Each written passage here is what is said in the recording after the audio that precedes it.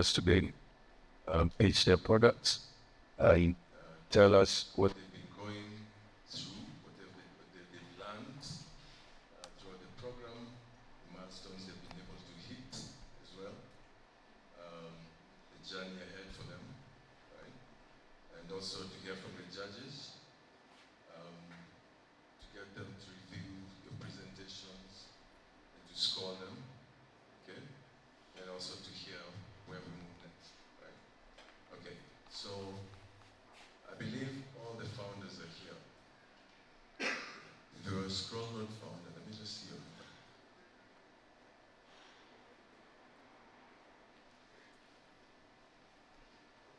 Where's Block Hope? Okay. And then Nedape from Tanzania here as well. If, just admit Edwin. Admit Edwin.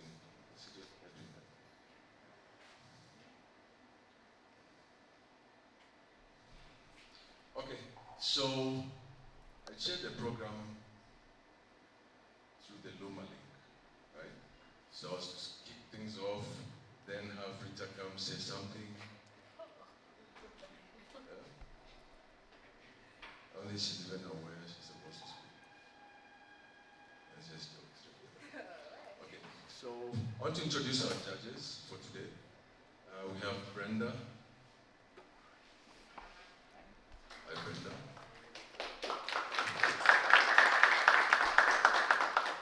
We have Michael.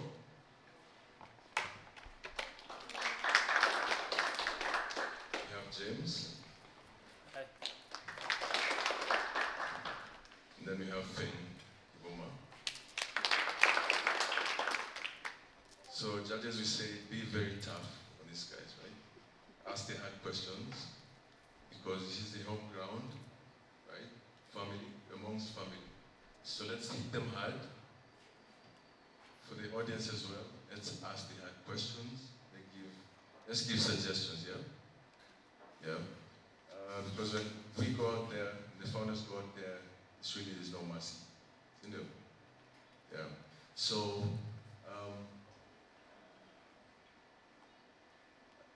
the judges will say something afterward, but I want us to get right into the program. Mercy from Scroll.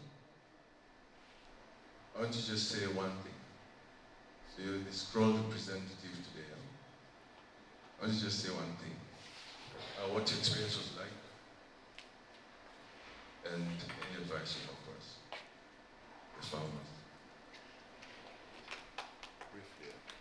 Hi everyone. My name is Mercy, and good work on Tricas, Local Note. The judges, I think I've interacted with some of them.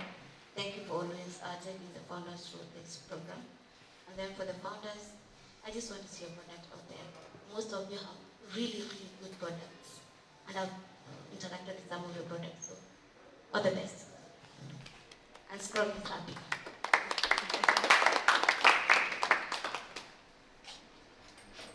Awesome. How many of you, maybe it's the first time coming to our Web3 Clouds event? Web3 Clouds event. Hi. Hey, what's your name? Devin. Devin. Okay. Welcome, Devin. Anyone else? John. Welcome. Valerie, karibu sana. Спасибо. MK, welcome. Welcome very much. Okay, so I think it's about time we get things going.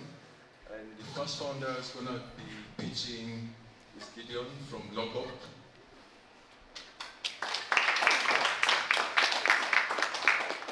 So Gideon, they'll be moving your slides. Sorry? No, they'll just be moving your slides.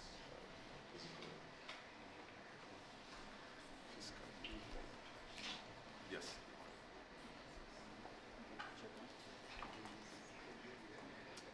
Send a request. What about it?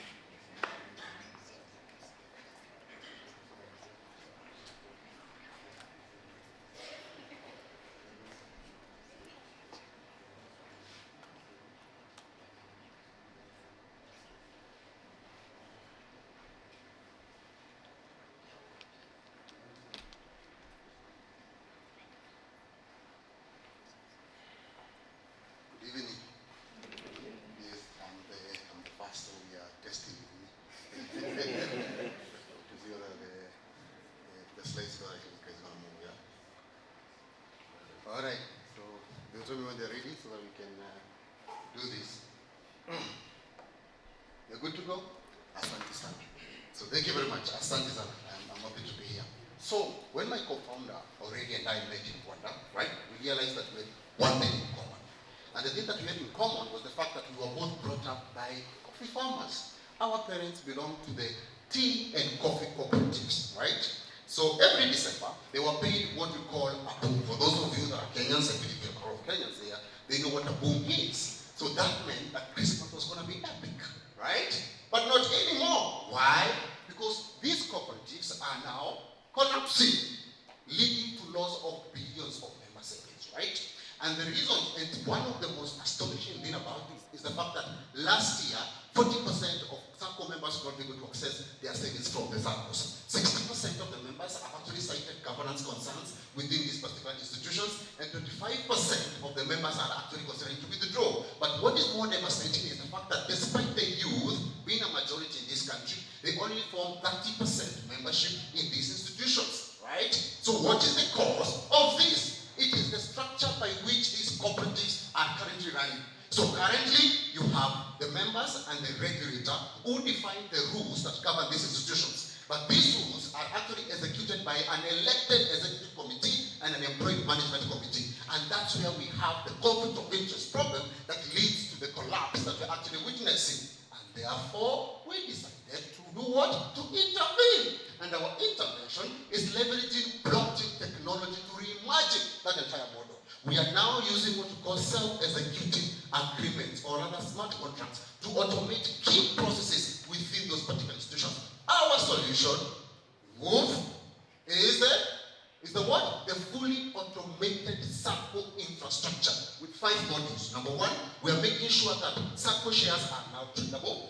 Number 2, we are making sure that we have a guarantor pool, which means you don't need to know anybody within a SACCO not to be able to get a loan. Number 3, we are making sure as a member and a shareholder of a SACCO, you are actually able to vote all the decisions over your money. Number 4, we are now making sure that you are able to monitor real time and on-chain the financial health of the institution. But more importantly, we are introducing a new business model to SACCOs where now they can be able to leverage digital assets for financial services, right? So if SACCOs are able to adopt our solution, we are guaranteeing them more transparency. Number 2, we are going to lower their cost of operating, which means more returns for their members. Number 3, quick access of funds by their members. But more importantly, they will attract the non-consumer, which is the young person who is not a member of the institution. But more importantly, for us as BlockUp, our impact to the industry is $4.6 billion in liquidity that we're going to pump in. And then we're going to bridge the current deficit of 800 million shillings. So moving forward, in the next 3 years, we want to be serving at least 10% of the African, of the Kenyan market as we go towards serving the $700 billion African market in the next 10 years. Moving forward, our business model, how we make money from these guys, we charge them a setup fee, and then we charge them transactional fees when they're actually trading with us, and then on our SaaS model, we have a monthly recurring fee. So far, what have we been able to do? So we've already rolled out our share guarantor, our share launchpad, so they're live. Number 2, the guarantor pool is live. But what is more important is that we have done our own SACCO. It's called BlockUp SACCO. Why? Because we needed to demonstrate to SACCOs how our SACCO on-chain is actually going to operate. We have 1,000 clients who have already subscribed on that particular platform and 212 paid up members. Because our strategic plan is to, our go-to-market strategy is to strategic plans. We have been able to craft partnerships with CoopBank, who bank 94% of these institutions, NSE, who actually lead to around share trading in this particular country, and of course also tokenization because we introduce digital assets. We have competition, right? We do have competition, and we respect them. So the first one is software providers. They provide software. Number 2 is banking apps who also provide the same kind of solutions, but they focus on digitization, and we focus on automation. And the goal is to be able to give SACCOs global access for affordable liquidity that can be able to bank. So we have a team there, and the team is endowed with 19 plus combined years in finance, corporate finance, which is very critical, technology, and these are the key ingredients that are actually needed to be able to make sure that we are able to deliver the dream of BlockUp. We are on the ask slide, and this team is requesting for $350,000 so that they can be able to achieve $10,000 in monthly recurring revenue within the next 8 to 4 months. More importantly, we'll be pumping $180,000 to go towards compliance. We know the virtual asset service for reliability is coming. We have to comply. Number two, we need to keep building the modules. That's $100,000 going there. $70,000 will actually go towards us getting 20,000 people on our platform. And today we are requesting you to join us to restore public trust to cooperatives, but more importantly, to join Block of Sacco and buy its share, which is called Blocks Token. You can scan the link there. That's the WhatsApp page. Go to the chat with it and buy some blocks.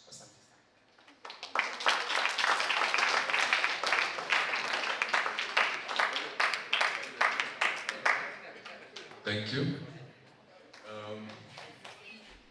So we welcome questions from the judges.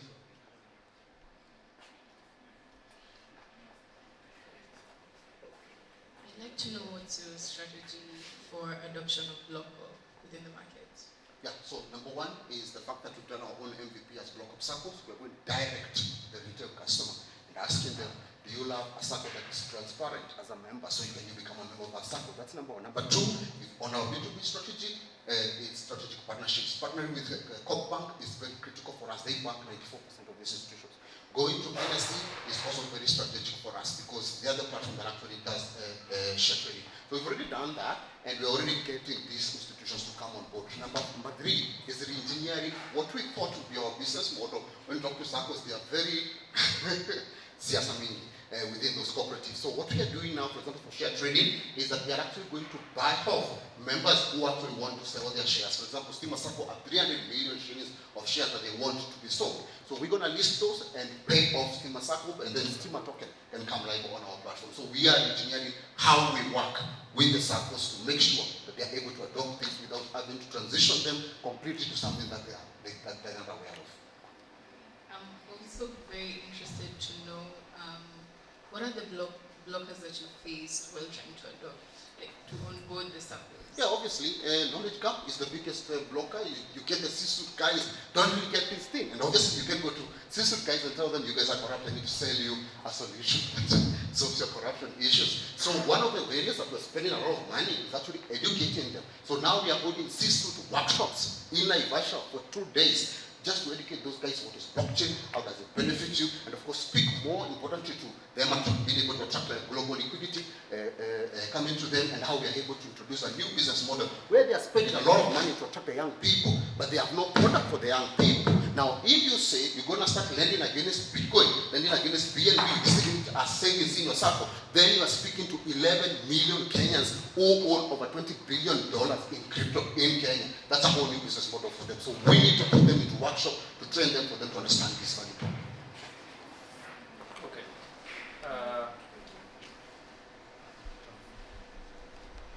My question is around the pricing model. I saw 3 distinct pricing models. Why 3? And as you explained that also, I need to know your ideal customer. Is it the Sacco itself or is it the members? Thank you. So value-based pricing is the pricing that we are going for. So for example, if you look at the share trading model, right now a Sacco member will take off 10% discount just to sell their shares very quickly in the market, right? Over the desk. So if I'm going to save you even 5% of that, it means I can take 5% off. Number 2, if I'm introducing a new business model to a Sacco, I'm actually demonstrating how they're able to make revenues. So obviously, I want a portion of the new value that I'm creating for you as a Sacco. So that is what has actually been able to inform our pricing model. So we're basically value-based. You get it? The second question was about who is our ideal customer. So obviously, we have a B2C model, which is every edge on our own Sacco. We have Block of Sacco, which we're actually using to demonstrate our Sacco engine is able to work. But our core business as Block of is B2B. We are selling a software solution to Sacco, so we have to sell it to Sacco. So Block of Sacco is just an MVP, but we are essentially a B2B business, and obviously that's how we really want to grow. Okay. So my question is, you've mentioned two distinct markets. Yes. How do you acquire them, and what's the cost of acquiring them? Good. So on our Sacco, we have 2 customer segments that are primary to us. Number 1 is a tech-savvy Sacco member. A guy who pays our share capital immediately he hears our message is a guy who belongs to Stima Sacco or Mwalimu Sacco. who is tech savvy already facing a problem. So they have a garanta problem in that particular circle, or they have that kind of an issue or they have the share trading issue within that particular circle. So a tech savvy circle member. Number 2 type of retail customer we are going for is for a blockchain crypto investor. Someone who wants to look at BlockUp as a blockchain project. It's a governance project. So they would want to put their money into Blockstocken as such. So those are the 2 guys we're going for. So how we go to them? So this tech savvy guy, we've been doing workshops. So we go for these workshops. We did the Kenya Blockchain conference. It was amazing. Guys paid share capital on the desk. We did the Seamless Expo thing here in Kenya, in Johannesburg, in Southtown. Those guys are actually doing that. On the other side, for the crypto investor, we are going Telegram and X. And we are paying influencers to be able to target those guys globally. And that's how we put success around that. On the B2B side, strategic partnerships, just talk to those guys. I'm doing the system workshops to make sure I build relationships with these people so they can go to buy my solution. That's how I'm doing it.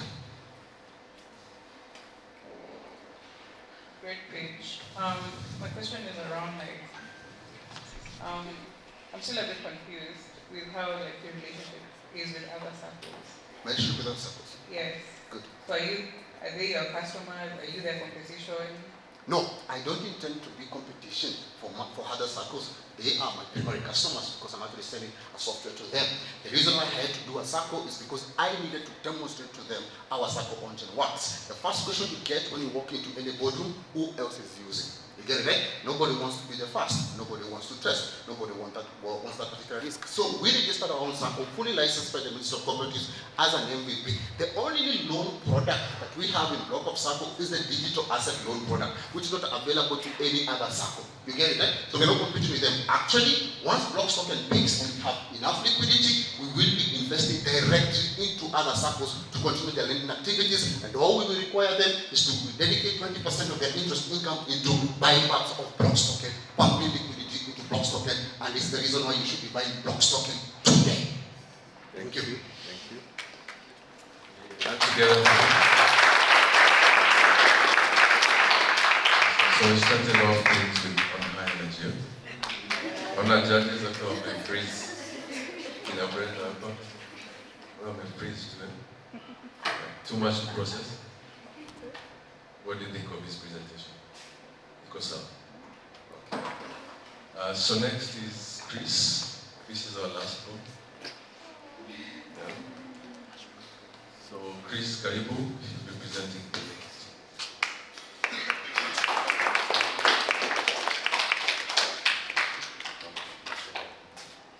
Hi everyone, my name is Chris. I'm co-founder of Paylinks.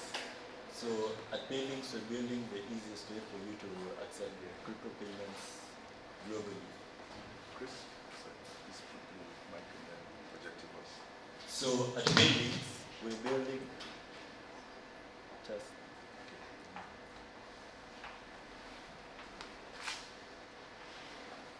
I think it's on. At Paylinks,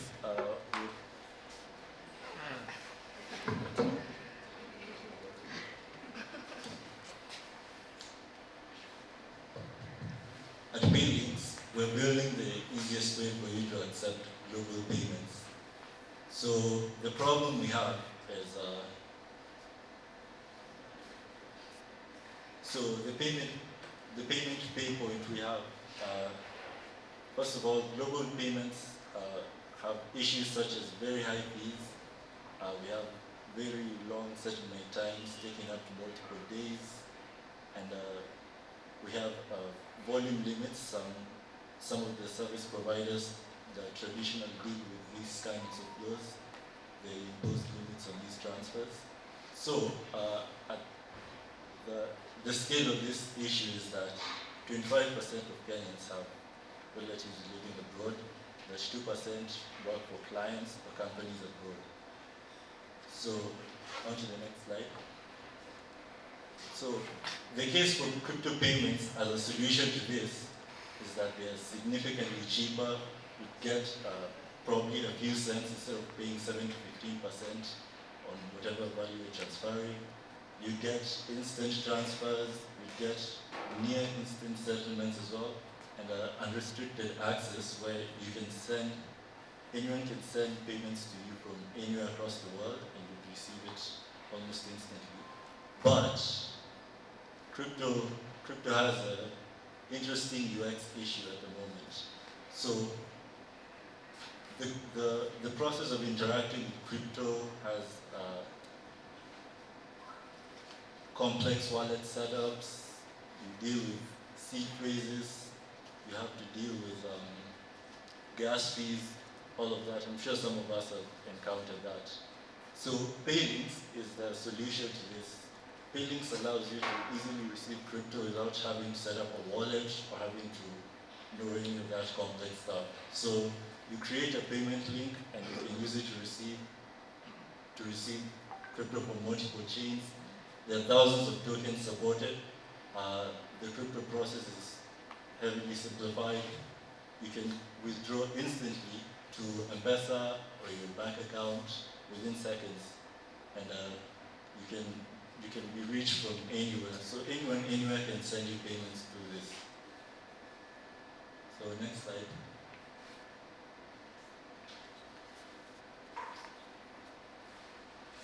So let me show you how. So once you sign in into the app, you'll be directed to a page where you can create a pay link. It will tell you whether the link you want to create is available, and you're taken to the dashboard where you can view your pay link, you can edit it, you can share it to someone, and once that person receives the link, they can go and connect their wallet, or based on address and scan a QR code.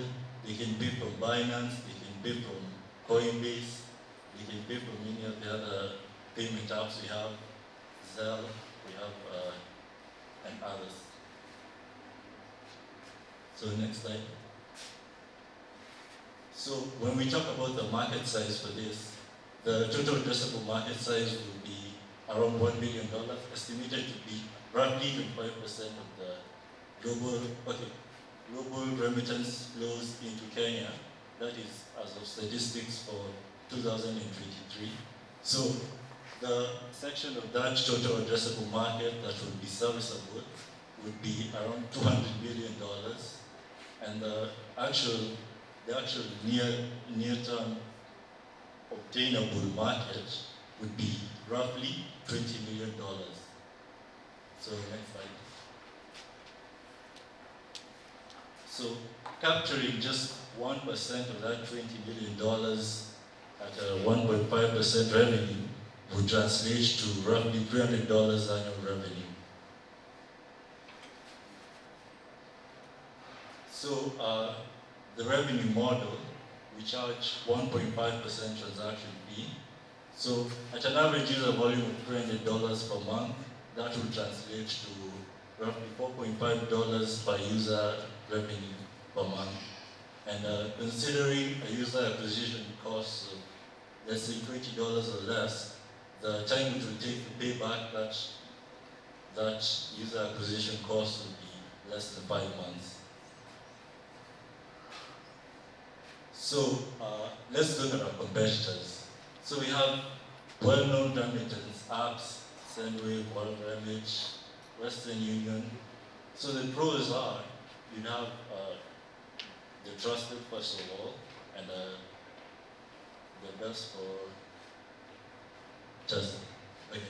the best for basic transfers, but they have really high fees. And you get that crypto exchanges are a viable alternative to this, but users don't have custody of the funds, and the UX will be less friendly than Paylinks. So, in general, the advantages we have is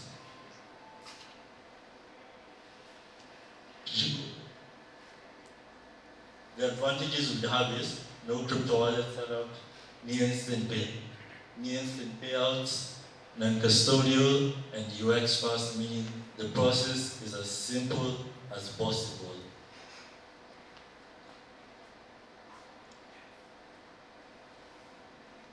So our go-to-market strategy would be social media growth, posting on X and IG to reach the users where they are, so that they can actually know about the product.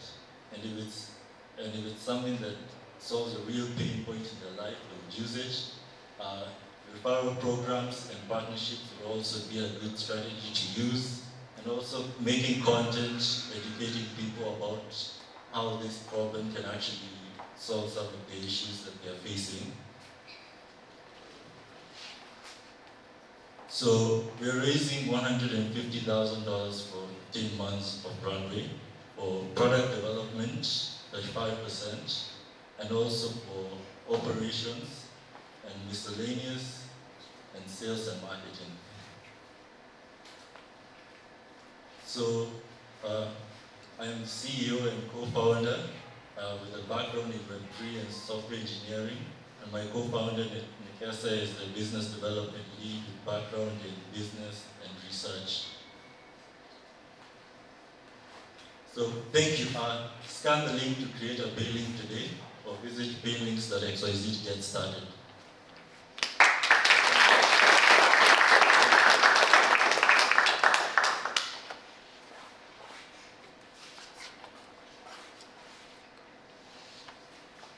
I'm interested on the other side of the sender.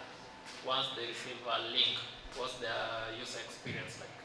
How do they send the money, actually? So once you go to the payment page, you click a modal that opens the various options you have. You can connect the wallet you have, any of the wallet, maybe MetaMask, Rappi wallet, maybe Coinbase wallet. You can also pay with an exchange.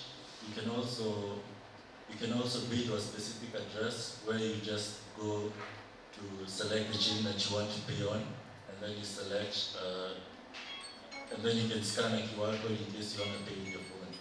Oh. So basically, it removes some of these issues we have when you're selling crypto, where you ask a person, what chain do I send on? Can I confirm this address? All that. Oh, okay, so how about the non-crypto native user? Let's say my parent abroad or... The person sending or receiving. Yeah. Oh, the assumption is that it's for crypto.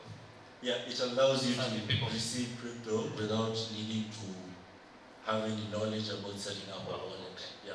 Okay.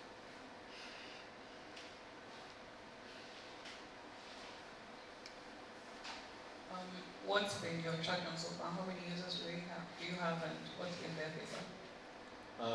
Currently have 17 users, so we launched last week, finalized the MVP. People are telling me that they actually like the app. It's a cool concept. Some of them are telling me, I've never known about crypto, but this seems like such an interesting thing, and it's so easy to use. But we're still early.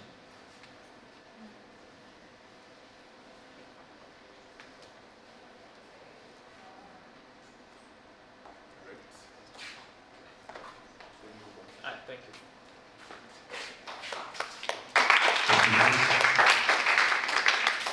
A bit linear increase on time, being the last one, yeah. So next is B-Pesa. So these guys are OGs. So now tunawaangalia. Right, so this is Collins. And Steve.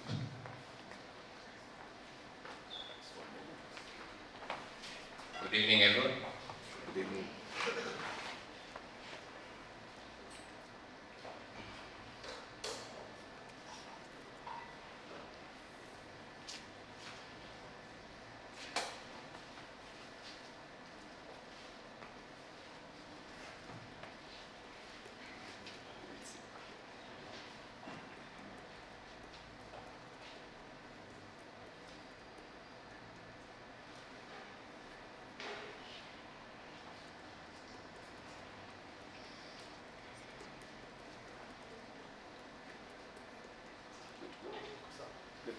Good evening once again. My name is Steve Mambo, co-founder of B-Pesa. So B-Pesa was formed, I don't know, I'm getting some echo from the mic. You guys get it? Yes, you are. Okay. So B-Pesa was born from a pain from my co-founder Collins, who was going through his monthly expenses and realized that a lot of his spendings were going towards charges, transfer charges, especially on mobile transactions. And that made us realize that there is a pain in the market, and we did some research and realized that this pain of transaction fees is something that majority of the 66 million mobile money users in Kenya do suffer from. So let's look at what mobile money has been able to achieve. Of course, it's accessible from any device. Their capability, of course, to do payments to till numbers, and pay bills. Of course, also there is the aspect of being able to have agents who are able to enable you to withdraw and deposit. However, there are still some pains that are not yet addressed. And the number one pain, of course, is the transaction fees. It's still very high. It's still a walled castle, meaning that we still have challenges between cross-network payments as well as cross-border payments. And of course, issues to do with limitation in terms of API integrations, and of course, it's a very centralized system. And that brings us now to BPESA, sorry. And with BPESA, what we are really addressing is, as I've said, universal access. You can send money to anyone. And as I go through this, for the user experience, for them, they don't have the understanding of the background in terms of this is happening through crypto. And to our USP, it's the low transaction fees, which I'll be showing you in a few minutes. And capability, of course, to do cross-network, cross-border transfers without the limitations that I mentioned earlier with the current providers. And of course, it's open and programmable, and of course, security by design, as well as privacy by design, given that it relies on blockchain.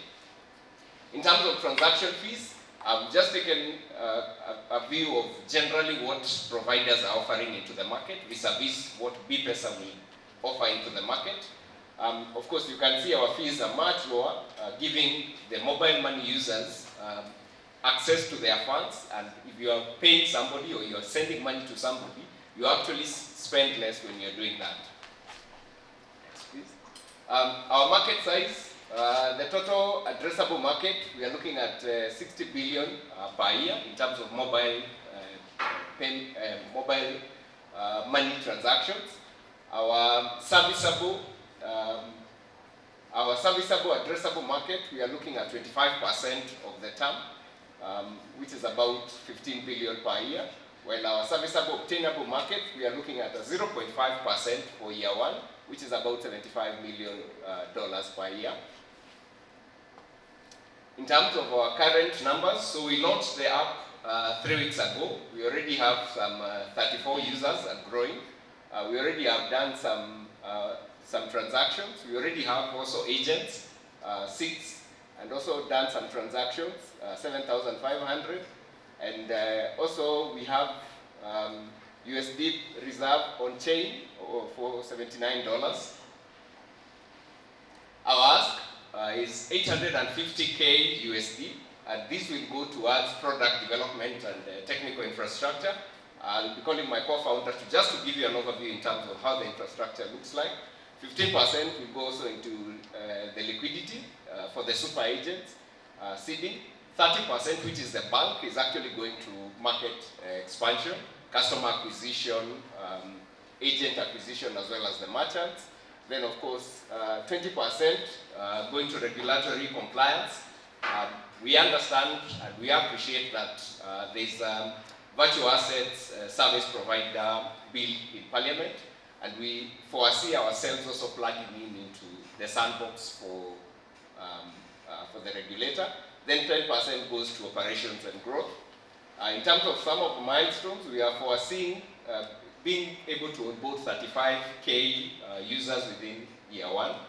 And of course, as I've mentioned, secure approval to the sandbox by the regulator.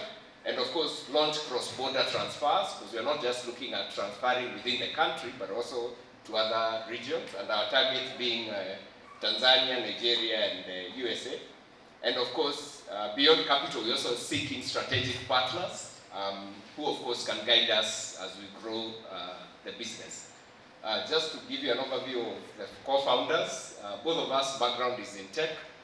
Collins was a former security guy but decided to go to software development and focus on Web3. My background is in security and data privacy. Been in business for quite a number of years, building several solutions. So you can scan onto your left the QR code to get access to BPESA app. Thank you.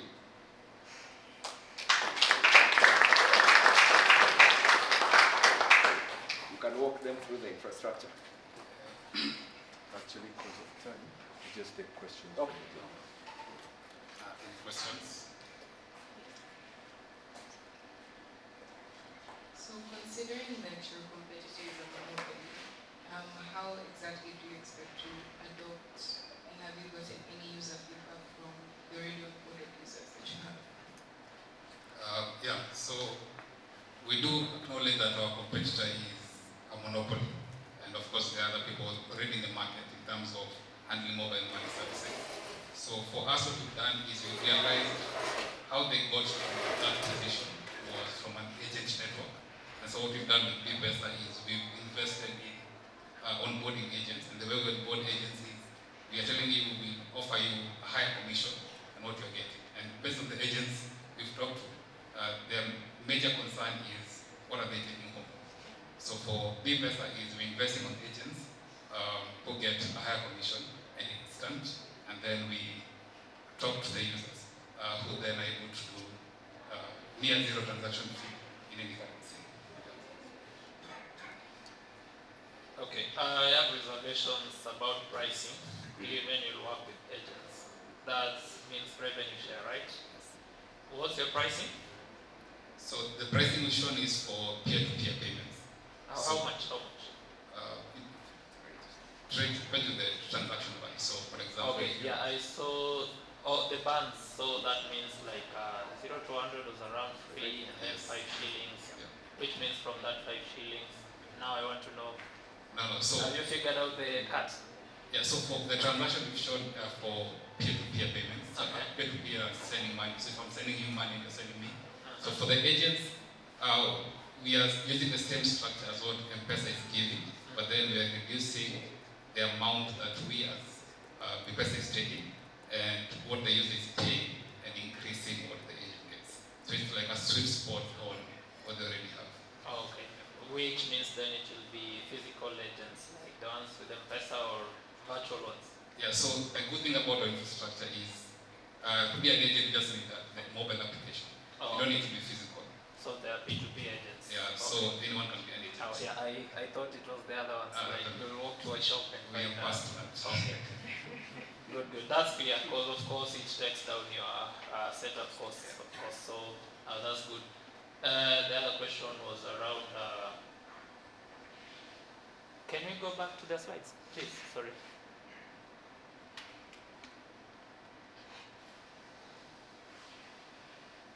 I wanted to see the use of funds.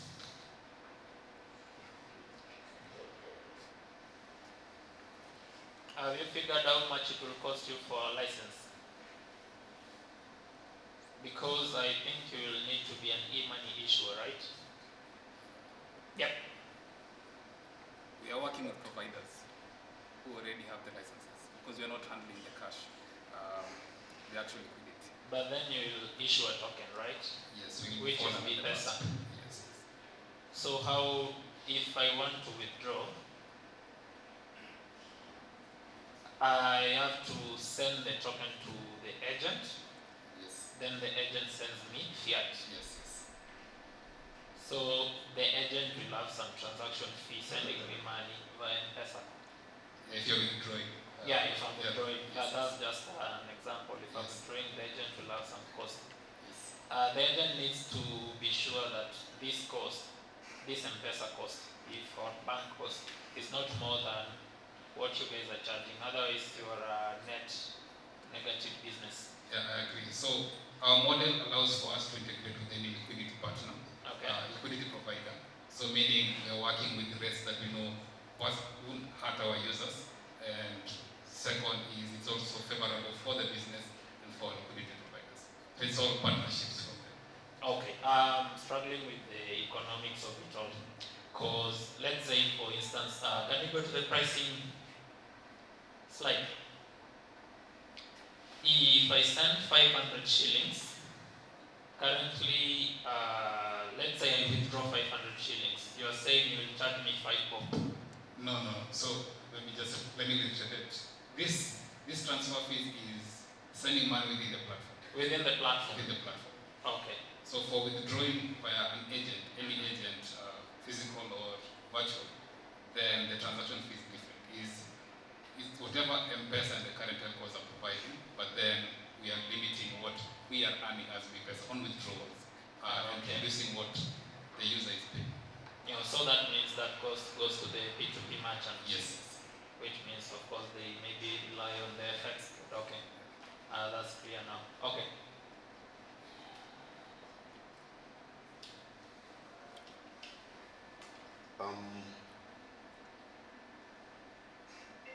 Your multiple sets of stakeholders come customers, because you have the people who are doing the transactions, but you also have the agents as your customers. What's the plan to acquire and manage the network, and what's the plan to acquire your customers? So I can take the acquisition of customers. So as you say, there is the mobile users themselves. So of course that one using typical strategies, basically either using social media to create awareness about the product. For the agents, which could be the physical or even the one or the virtual agents, I think it's more so creating the value to the agent, that as you become our agent, you also earn. So you not only being a B-Pesa user, you have the option of becoming an agent, and you also have capability to earn some commissions as transactions take place.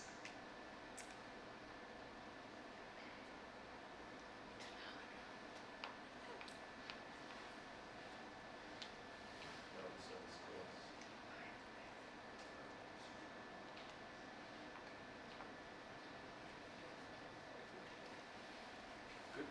Any other questions? No questions? Okay. Thank you.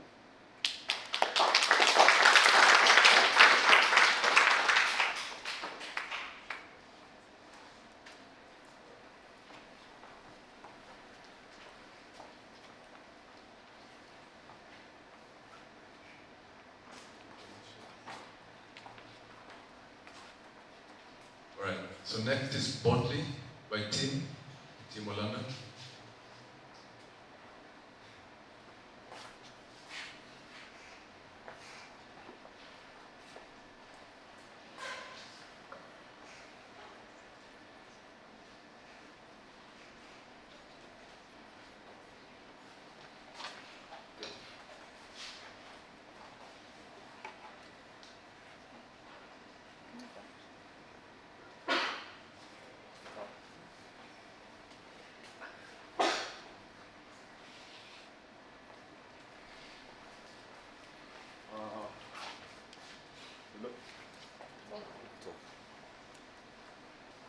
Hi guys, my name is Tim Olanda, the founder of Bondly.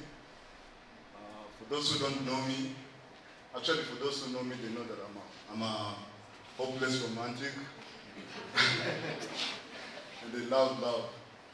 So that's part of the reason why I came up with Bondly. So next. We do know that most relationships usually break because mostly of finances and other factors. So for instance, let me give you a scenario where, let's say me and Rita are really good friends, but then we decide, oh, we want to open a bar. So maybe Rita wants to open the bar to make profits, me I want to open just to give chicks free drinks. Because remember, I'm a lover of love. So we end up in a bad scenario. I hope you guys can hear me. We end up parting ways. So one of the features in Bondly is to check your accountability with whoever you want to start a relationship with, be it a romantic or like a friendship or business partner.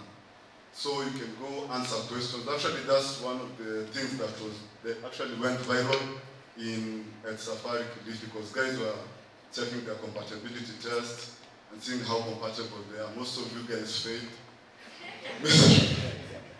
I can see you. Dennis got so the highest was, as you can see, okay, you can't see, but the highest person, which was actually a lady, that was surprising, because most of the time it has always been like older, I don't want to say older men, but like, you know, mature people have been getting the highest. Most chicks have been getting like the lowest score because, as I told you, keep on telling you, you guys demand a lot. And you don't want to go 50-50 with the bills. And then when it comes to spirituality, you put 100%. That doesn't work. So next slide. So my total market, the term is 50 billion because it's kind of like a hybrid app of sort of like dating, but also a vault and compatible. So if you combine all those, that's like 50 billion. Africa, I've placed like 25 because we're targeting like the youth and Gen Z. But to be somehow realistic, I'm targeting 100K active users in 24 months. So probably even if I get like 30% of that, it would still work. So next. So this is our business model.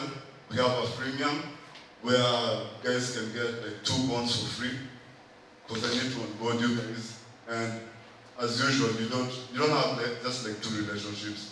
So you probably go to the premium, $5 per month. And for those people who are in Sijui Chama Ngapi, you can use the Pro for your Chama Vita. Part of the other business revenue model is like partnering with, let's say, hotels and Java and asking them, like, let's say you've created your first bond today. So next year, today would be your anniversary, so maybe Java can give you guys like 25% discount. So it's a win-win for me. And then, so next.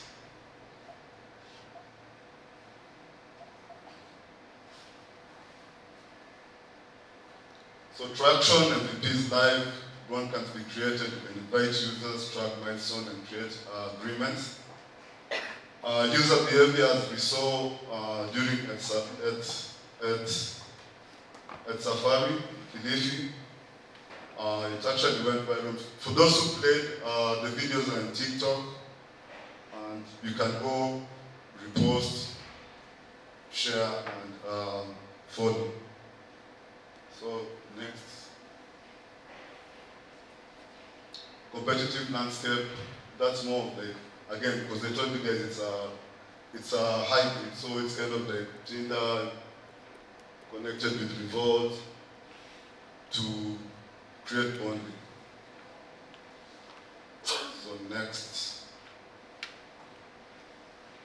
So my marketing strategy, number one, like the one I did at Safari, is to go to events and like have people play the compatibility feature inside Bondly to create engagement.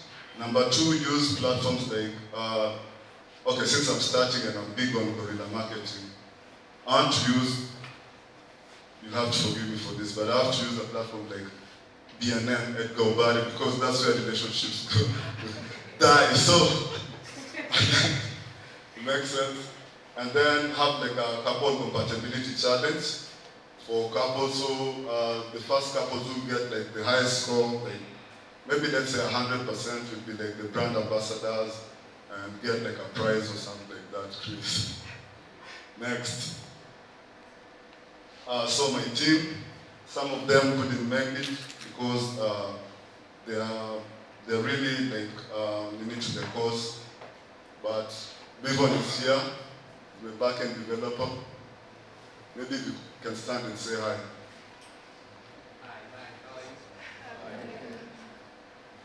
So next. financial projection. So as you know, let's go with the $5 tier and at least like 50K. If you multiply that, that's like 250K in the first year. That's like, I think maybe that's a realistic, what do you call it, projection, according to me. And the rest and the screen, year 2, 250K users, same like math. And next slide.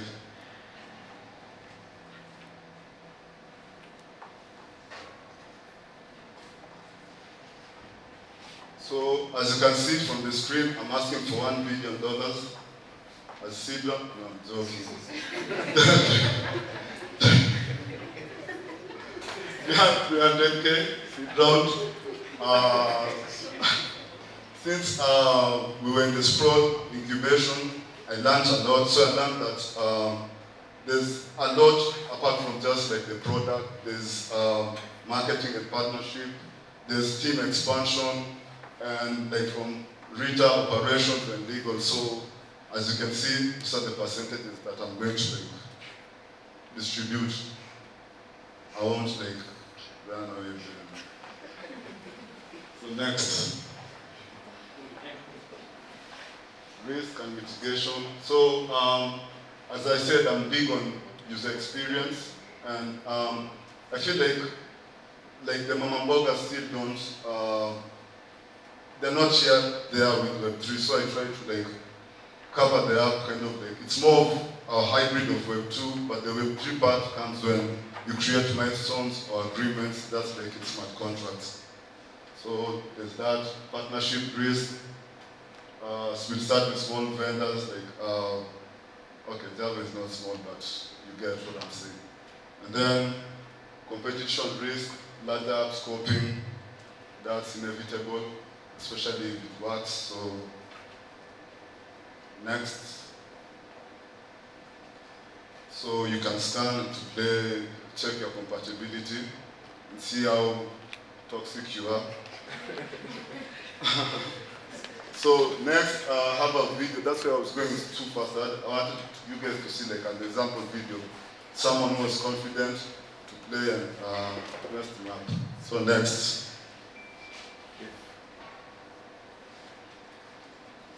Do you maintain the video?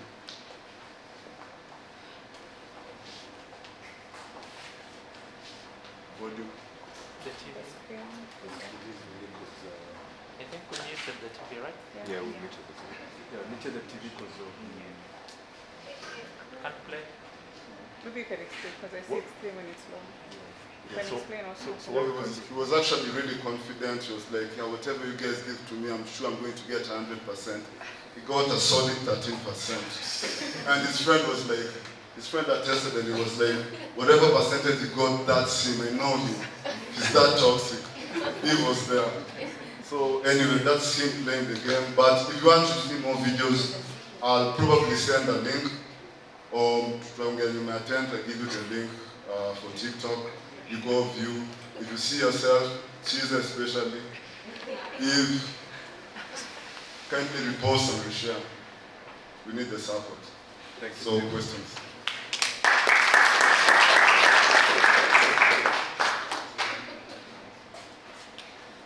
Great presentation. I can't wait to download and see how toxic I am.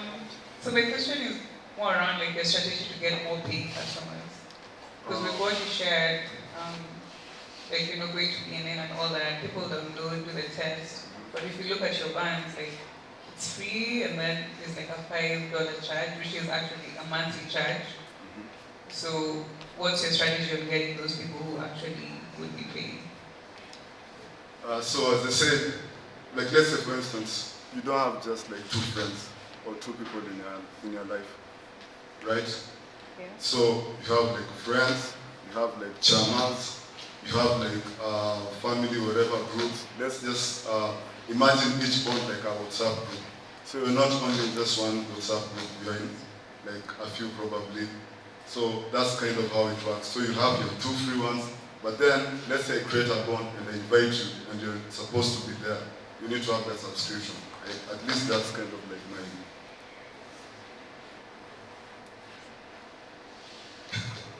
Yeah, I get that, but like, what's my motivation for paying? There might be people who are on the platform already, but like for someone who's outside of the platform, what's my motivation to pay that $5 a month? Yeah, that's okay. I'll work on that. Yeah, that's a good question.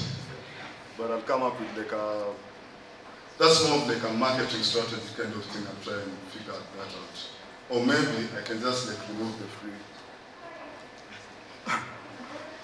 Or maybe have like, okay, wait, I just thought of something. Maybe have like a free You don't need to premium, on the spot, premium. but I think like having something for free is an easy way to get a lot of users on the platform. But then if you want people to pay, there has to be like a solid value proposition. Like, what am I paying for? But then it's not also a one-off fee. It's a monthly fee. Meaning like in a year, I'll be spending $60 on this product. So what am I getting that is worth that $60? Bonds, relationships. Can you do that offline? No, people imagine a situation where like you guys open a group, you and your friends, and you decide to put me like the treasurer, and then I decide to run away the money. At least in Bondly, the agreements which you create, you know, code is law in Bondly. So the agreements, the smart contract, it holds the money. So no one can withdraw unless all of you sign off. So it has kind of like an auto, there's a new feature we just added. It has like a feature called auto allocation where you can automatically allocate. Let's say we create, let's say I'm in a group and then we decide to create, what do you call it? An agreement, let's say like share every weekend agreement. And we decide this is going to, any money deposited here, 50% will go automatically to share agreement. So let's say I have 100 bob, if I deposit it on that type of bond, it automatically allocates to that. But depending on how we decided to agree. Okay. My question is, how applicable is this, or enforceable, actually? The question is more enforceable outside of the platform. So is it something that you can take someone to court for if they go against the agreement? That's one. But two, just to echo what you're saying, what would make me stick to the platform beyond the bond? Because my primary concern is creating the one bond which is free, and I can create something similar offline. What keeps me on the platform? The features on the bond that you created. So there's a shared wallet, there's a milestone, and then there's agreement. Those are the three features that are there. So at least the bond keeps people accountable. That's one thing that word of mouth doesn't usually do. And plus, not everyone can afford a lawyer and be like, oh, so you can form a bond and create an agreement and like work against it. Work towards it. Awesome. Yeah, my question was around the Web3 layer and how useful it was, but you answered it. I see some value in the multi-signature contracts, right? Yeah, that one makes sense. Although the use case, you are proposing bonds, and I'm seeing it more towards the charmer side, friends chipping in money maybe towards a certain goal, which is okay. But my question is now, can we, don't read the slide, pricing. It will either be a question or putting you on spot. Yeah, you said your pricing is $5 per month. Let's go to financials.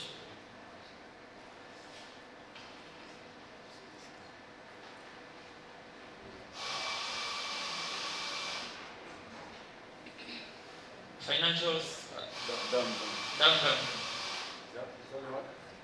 No. The slide. Yeah, there. I saw some discrepancy. $5 per month for 50K users translates to how much per month? 300K? No. 250. Yeah. Wait. One user pays $5. So then it's not So it's ARR, subscription. sorry. Yeah, it should be MRR. Also, That's what they got from. So yeah. Yeah, just around numbers. Let's be keen on that because it can give the wrong impression. 250k ARR. Because now with this one, it means your ARR should be more, right? Yeah, it should be more than that. More than that. Times 12, right? Yeah. Yeah, times 12. So Actually, Yeah. that's around 3. Also, there's 2 tiers. There's $5 and there's 10. and the stand so need to segment that so that the potential investor can know the unit economics of your business, like how much are you making from every customer, and what is your cost of this revenue, yeah, like the software cost, customer acquisition cost and all that. So you need to have the numbers in order so that everything makes sense. I'm also seeing brand partnerships as a revenue stream. What's that about? You remember I said maybe you can partner with Java. They need users, right? Mm-hmm. And I have users who have created a bond and are celebrating their 1-year anniversary. So every month Java. you can have let's say every 30th of the month they give guys from Bond who have like an anniversary that specific month a certain discount. That's what we win, both me and them. Okay. So that was the partnership strategy. Okay. Yeah. So for me, it's about numbers. Always have them in order. Okay. Just a quick question about your numbers. What's your break even? If I'm paying tax. Yeah. Depending on how many bands you have, on the 2 bands, how many $5 customers do you need? How many $10 customers do you need to break even? As let's say like as a minimum like 1,000, that's like 5,000 per month. Does that make sense? You tell us. They're your numbers. Yeah. Yeah, for me, that's like a minimum of 1,000 users on board. At what band? Pardon? At what band? $5 or $10? $5. Because for $10, I'm still not sure yet, but I'm banking on the $5. And the last question is, have you had someone to look at the legality and the part of agreements and how it can be enforceable in the real world? The only person I've had who I've been like, consulting with is a psychologist. But I'm thinking of like, that's why I had the legal fees and whatever, because you know lawyers are expensive. Yeah. So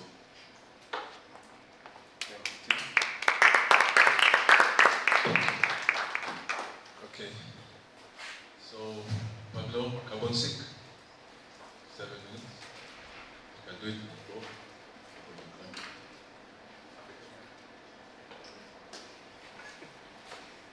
Good evening, everyone. Pablo, co-founder and CTO of Carbonsync. Thank you all for coming and welcome to my presentation. At Carbonsync, we're powering growth and compliance, one receipt, one journey, one report at a time. In our view, we don't need to sacrifice our planet for the sake of economic growth. We've been doing it for centuries as Africans, and we will keep on doing it as we go forward. Next slide. So the problem is interesting. There's a massive emissions data gap across enterprise, business, and even individuals. The demand for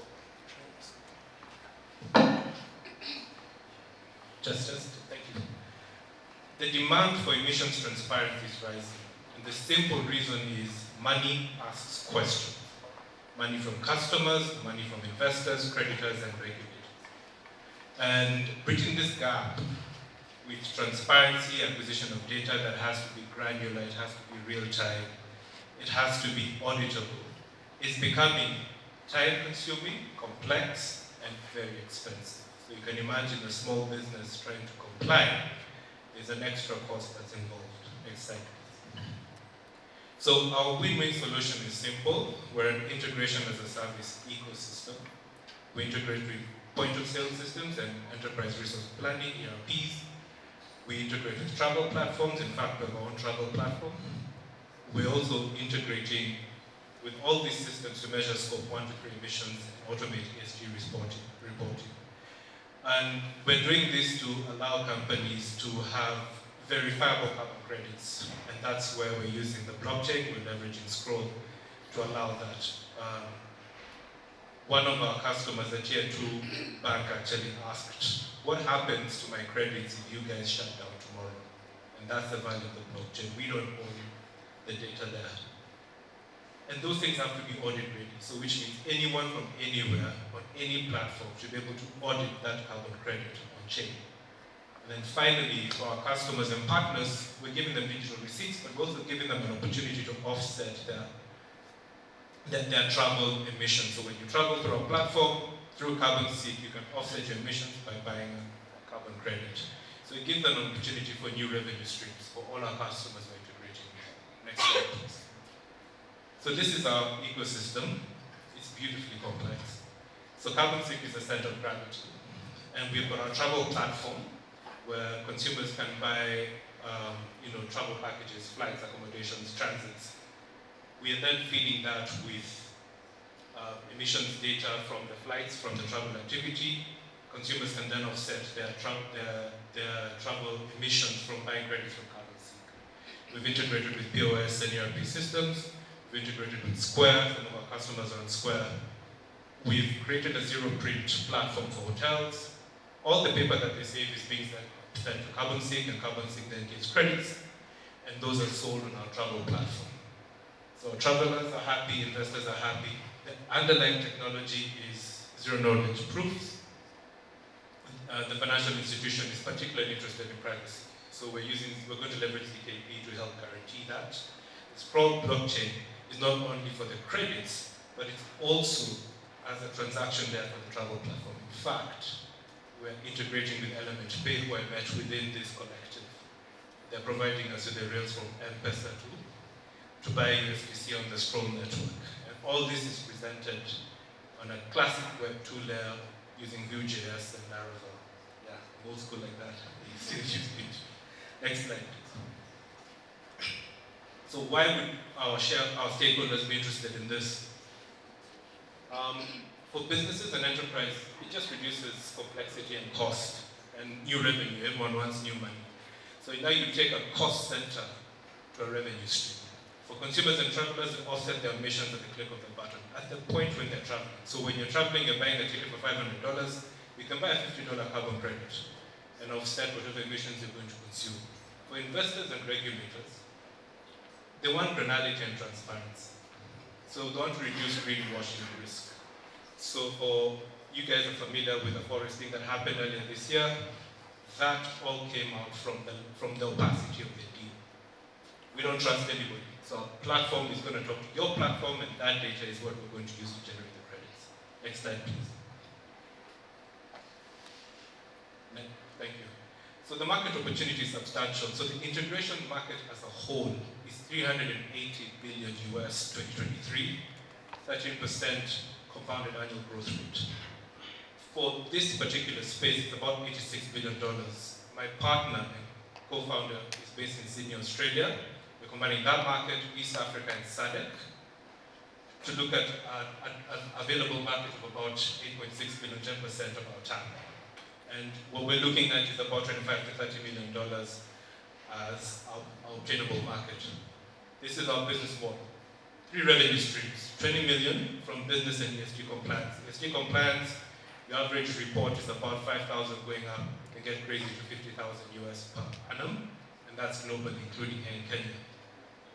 From our travel platforms, from selling our packages, which is our low-hanging fruit, we intend to make 9 million by year 3, year 5. And from investors and carbon credits, as our travelers travel, as we onboard more projects into our platform, we suspect we'll make about, not suspect, we've got a high probability to make about 10 million by year 3, year 5 from the sale of the carbon credits from our partners' activities. Next slide, please. So what have we done? We did research, we did outreach, We're on version 2 of our MVP, and 2 additional platforms within our ecosystems. We've onboarded a butchery in Australia. We're onboarding a 5-star luxury hotel in Kigali. In fact, we're going live tomorrow. So after this, no sleep.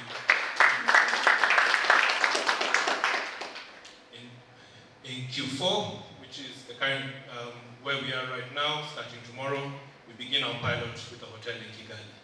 So we're going to measure hard and soft outcomes. How are customers reacting to getting e-receipts? And how many credits could be potentially be generated from e-receipts alone? And we're going to onboard solar, we're going to onboard electric cars, etc. The tier 2 bank is interested, here in Nairobi, is interested in exploring. We're actually talking about it, they're exploring our platform, and that's still ongoing, and we continue our market preparation. Next slide, please. Our go-to-market is simple. We complete our pilots this quarter. The next quarter, we launch our online travel platform. We don't have a name yet, so we're just going to call it OTA, and we're going to go live now in full production with Kigali. It means we're going, in this quarter, we're opening it with 2 restaurants, but we're going to go hotel-wide in the first quarter of 2026. We're going to secure partnerships. So we're going to have direct integrations with a lead with 2 regional carriers here in East Africa. So we're going to integrate with that. We're going to pursue alignment with registries, Gold Standard, Vera, you name it, we're on it. In Q3 2026, we will demonstrate our thought leadership within this field. And in Q4, we will prepare to scale. There's a windfall coming in 2027. Everybody knows it. You can feel it, soccer fever. I'll tell you more about it later. Next slide, please. So these are our projections. Next year, we're looking good at making $500 million US. Mainly from our travel platform, the bookings, etc. By 2027, AFCON. Our travel booking site will be online, will have been registered with Vera and Gold Standard. We'll be ready for visitors to make bookings on our platform. And as they make bookings, they'll be able to offset their carbon credits on CarbonSeek as well. So 2028, we're going to then scale into Australia. Australia is a harder market to scale into than East Africa and SADC. I've lived for 10 years in South Africa, so I'm familiar with the region. And then finally, we're going to now roll out globally, once we've demonstrated traction within Eastern Africa and SADC. Next slide, please. Our team, Mason, our CEO, he's got strategic leadership and market access to the Australia and generally I forget what they call it, ASEAN region, Singapore, etc. I've been based here, in my home country, Kenya, and East Africa, I'm familiar with, and have vast experiences in networks within SADC. So we're a balanced team. We're going big, or we go home. So we're going for the whole continent, we're going for Australia. Next slide, please. We have competition. So Receipt Hero, other digital receipt vendors, POS vendors, ESG, carbon accounting, all these guys are siloed, and they're really good at what they do. And this is where CarbonSeek comes in. We're putting all these players together. Next slide, please. But we're differentiating ourselves because we're an ecosystem. We're not a point solution from day one. We've got multiple platforms. The Zero Print, Travel, and CarbonSeek itself. We're integrating with consumers. We're automating compliance. So with a lot of investors, granular reporting is becoming a baseline expectation. ESG reports are becoming a baseline expectation. You do not get green funding if you don't have ESG. And I suspect that's why the financial institutions don't offer us. They smell money, and then carbon credits will always be at the core. I'm an environmentalist. I value diversity and I value the ecosystem. Thank you. So we're raising 6 million over the course of our journey to deliver this outcome. 5 billion ARR by 2026. We're preparing especially for global rollout in 2028.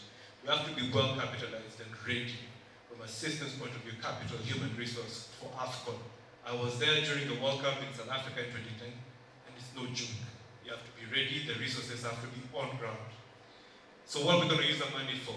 product expansion, features, etc., market growth. It's really expensive to travel within Africa and deploy any platform. Compliance, very expensive. Gold standard and Vera, but serious compliance needs. And finally, just 10% for our operations to keep the lights on, keep the food going, etc. Next slide, please.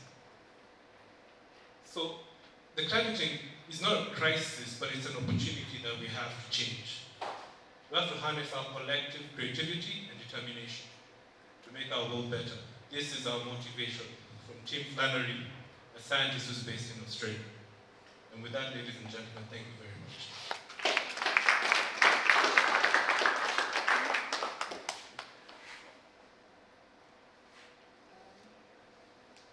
Wonderful presentation. My question.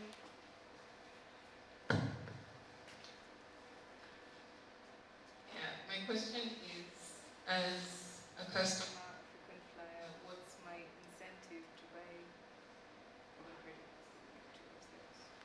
So as a frequent flyer, our travel platform already gives you a one-click solution. So your airline, accommodation, transfers, etc. within one click. We also offer you the ability to pay periodically. So if you're traveling in next year March, you can pay until, from now until then. The system will automatically pay the vendors, etc. Now, to offset, it's becoming a concern. So a McKinsey report actually said that 70% of consumers are only interested in dealing with a brand where sustainability is at the core. So for now, because there are no electric aeroplanes, we can help to contribute to the environment by supporting projects that are putting back oxygen into the atmosphere and sequestering carbon dioxide. That's why we're selling them at the point of when you buy a truck. Thank you, Pablo. And we'll end Pablo's presentation now. Is it good? Right, just take one question. One more. One, only one. We have 4 more things. Yeah, Pablo.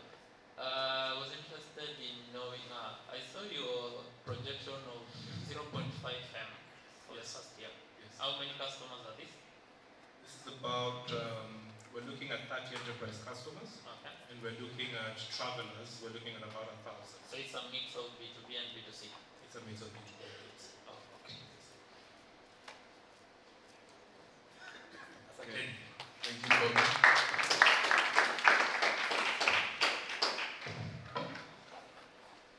Quest Panda,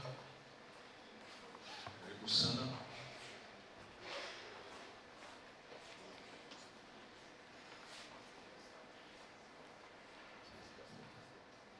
Hi everyone, my name is Liki Zeru,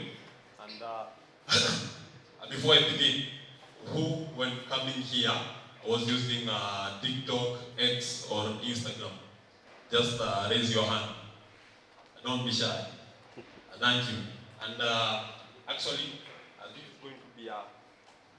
this is going to be a very entertaining product because that's what I'm going to talk about. I don't know why the slides are not ready. So let us give them a moment because today I'm going to show you how you can make money by using TikTok, Instagram, and X. And maybe you can share with your friends back at home, back in school, about our product. So let's give them a few seconds.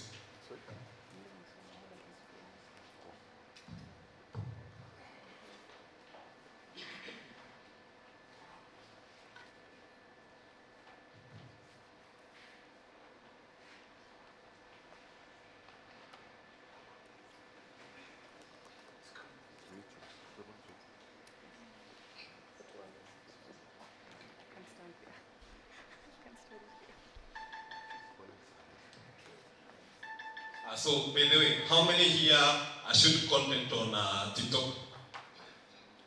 Is no content creators? Not a small number. Or maybe we have so many developers here. Okay, thank you.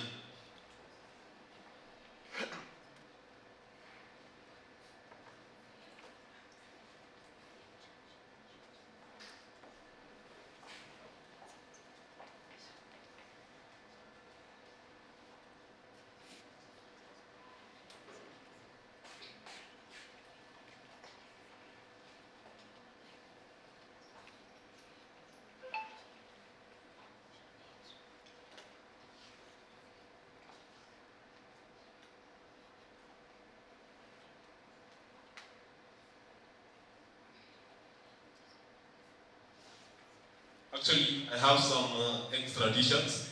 So this one is our brand, Panda. You can find me after the session.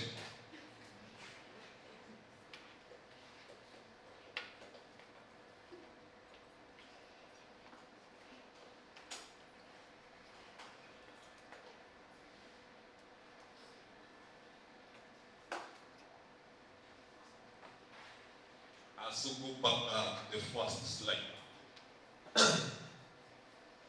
Okay, my name is Ali Kijeru. I'm a software developer by profession. And currently, I'm the founder and CEO of QuestPanda. Next slide. So what we are doing is that we are building a digital platform which is connecting online businesses and brands across Africa with content creators. So my story begins last year. I'm building an e-commerce store, I and my friends. So we launched our e-commerce store and we start doing marketing online.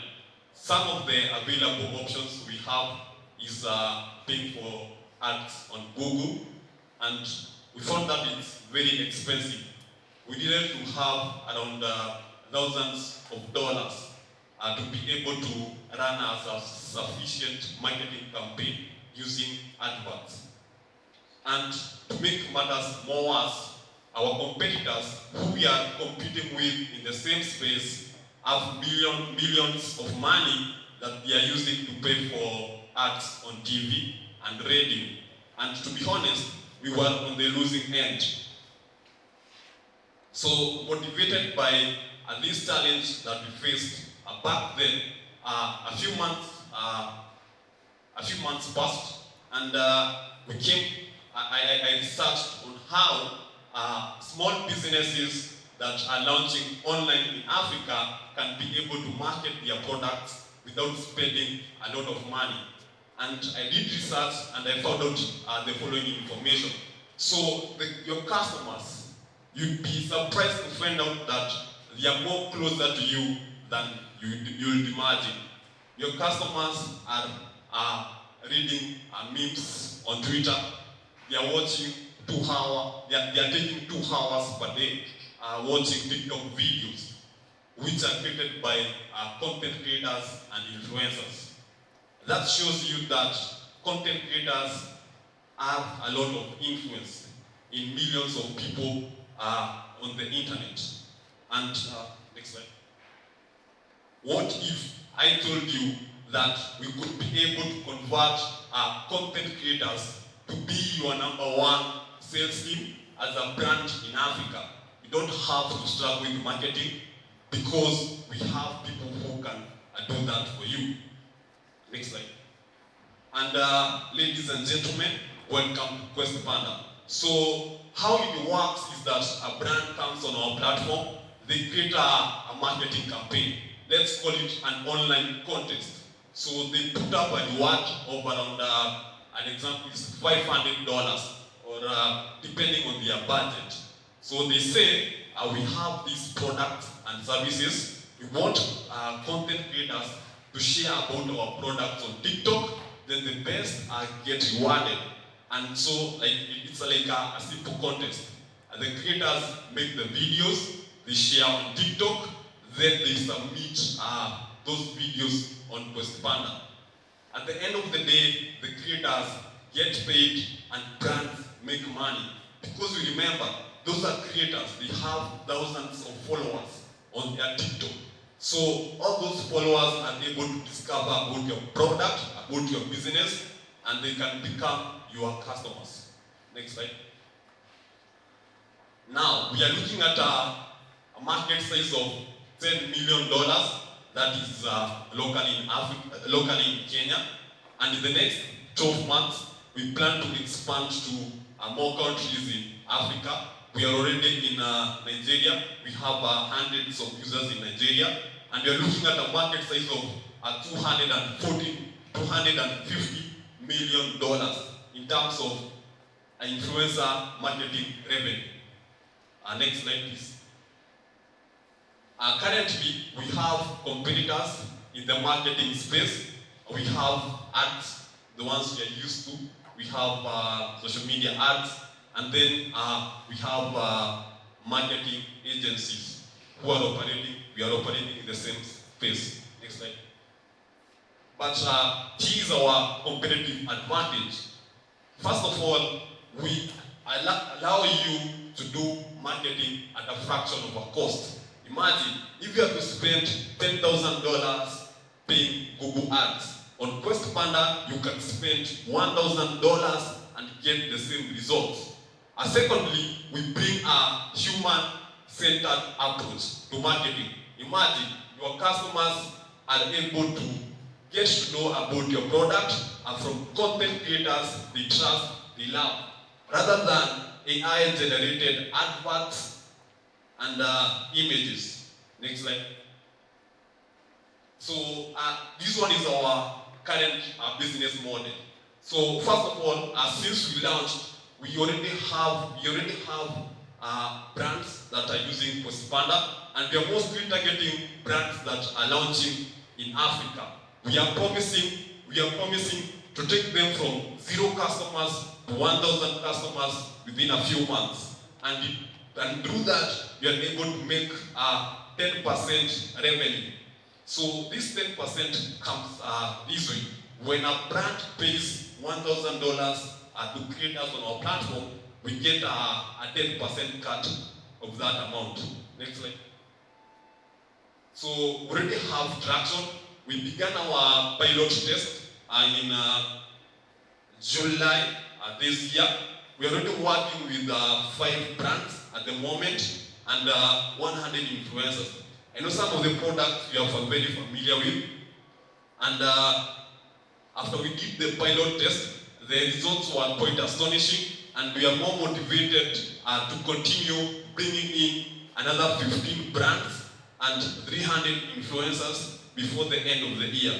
Next slide. So this product wouldn't be possible, would it have been possible if it was not for this amazing team?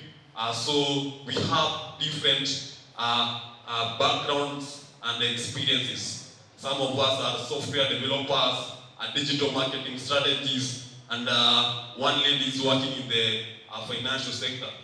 So next slide. So we are looking to raise a seed capital of $100,000. This is going to be our runway for the next 6 months. So we are going to use some of that money to host campus events, to onboard content creators in the university and colleges. We're going to use a fraction of that amount also to onboard brands into our platform. Yeah. So next slide. Yeah. So you can check our platform, questpanda.xyz. We should be able to have an Android app in the next few months. Yeah, and thank you.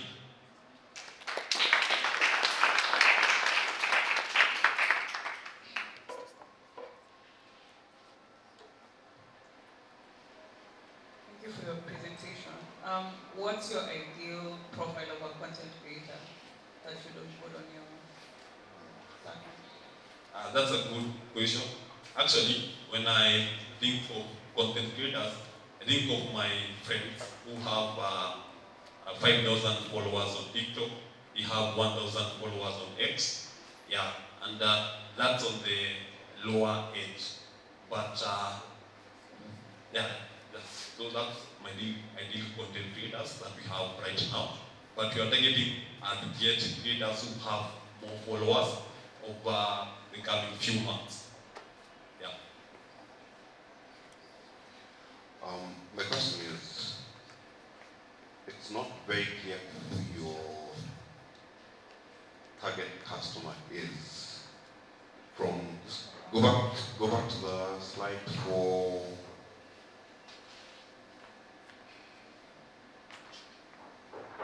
the second to last slide for how you use the money. Yeah, that slide.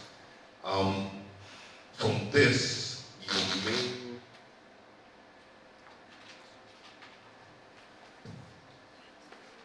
your main money is going to go to onboarding creators and campus events, which you said are for onboarding creators. But your whole business model is around helping brands sell better. So is there a plan to help those brands access the markets, or are you accessing the markets through the content creators? That's a good question, and it's one of the challenges we faced when starting, because let's say we onboard 10 brands right now. They expect us to have our content creators already. And if we onboard 1,000 creators, they expect us to have the brands already. So like we are kind of serving two markets at the same time, two different customer segments. I don't know if it answers your question. Okay, so this is opinion. I think you're serving three customers.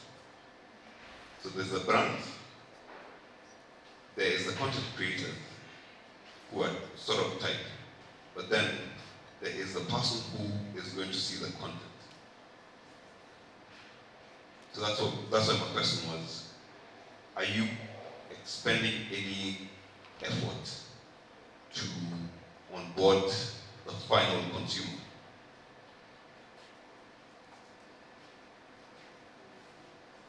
Yeah, so onboarding the final consumer is that person on the other end holding a smartphone, watching a video from a TikTok creator who is working in West Canada. So we don't have a direct link to that end consumer. What we can control are the content creators who come to our platform. Yeah.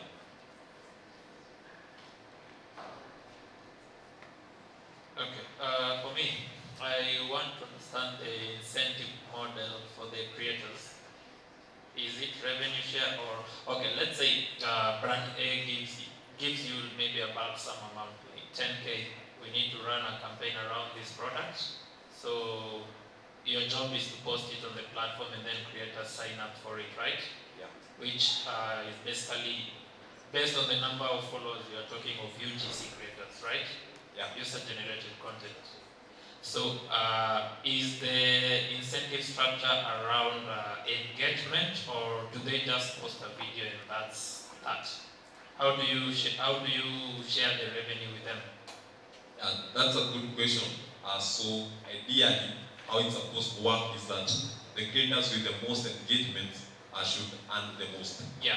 But since you are young and you are starting, we don't have so many high quality creators. So how we have solved that challenge that we are talking about is that it's more of an online contest. The brand says the best 10 creators are going to earn rewards. So that one creates a kind of competition. So we have 20 creators, all of them are competing to have the highest engagements in their TikTok videos.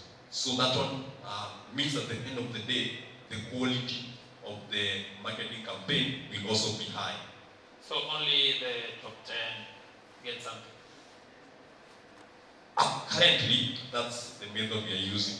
But in the next few weeks, months, we are exploring. Okay. Yeah, I see some friction there, of course, because I don't want to waste my 5 minutes, actually more than 30 minutes, because I have to create content, edit it, and do something, and then I post it online, which will give the brand visibility. But then because I'm not top 10, or maybe because someone with even poorer content can get a number of, their followers or even bots, that's a realistic threat here, right? To give him more viewership or more engagement, which can be misleading. So I think having a way where you can track the analytics of it will work. And then my final question is around your path to profitability. You said that the 100K will give you a 6-month runway. Will you be profitable by then? Yeah, of course. We are making 10% of any money that comes into our platform. So if a brand spends $1,000, we make $100. so you'll be profitable. What's your current cost structure? That 10% covers the operational costs. So that 10% covers, like, we do marketing actually. We pay for events, we showcase our products to people, so it covers our marketing costs. And you still have a big team, so you also get paid. Okay. I'd like to add the slide for the revenue.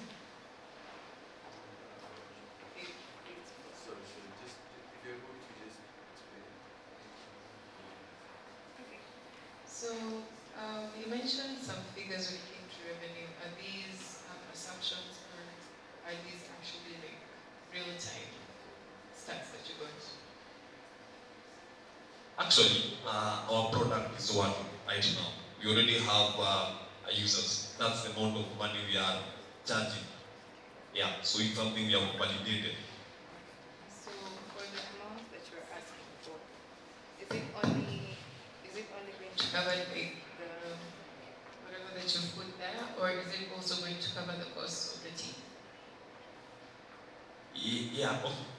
Oh, sorry, I think I forgot to add the operation cost. And that one I will fix it. Thank you for that. Thank you. That's it.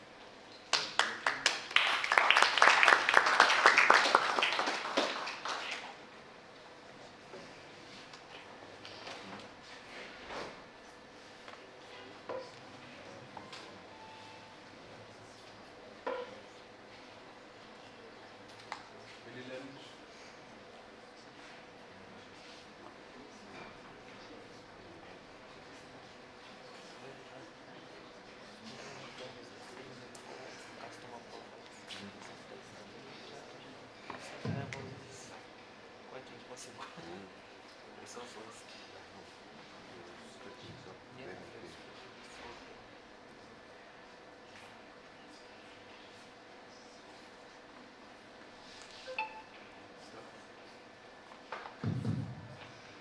Good evening, folks.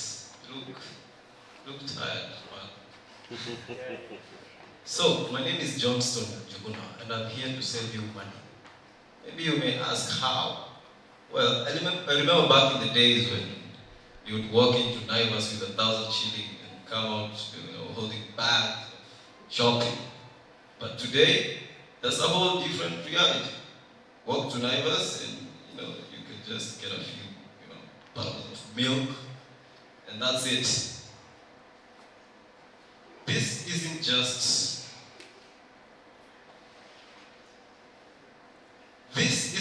infatuation or me imagining scenarios.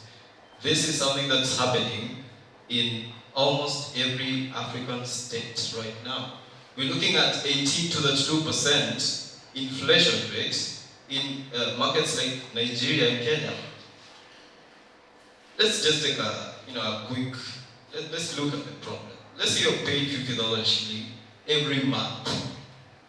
Year one, you save your whole, let's say 30,000 in your bank. And at the end of the year, you go to the bank and you look at your money. Let's say you have a big staggering amount, but can it actually afford anything? We also have a very large amount of people who cannot access financial institutions because they don't maybe have collateral. You don't have a car, a piece of land that you can use as security to take a loan. These are really big problems. Now, imagine if you could save all your money and get even more of what you owe. A platform that gives you 10% interest, annual interest on all your savings. You may ask how? Well, we will build on the blockchain, but we won't talk about that today.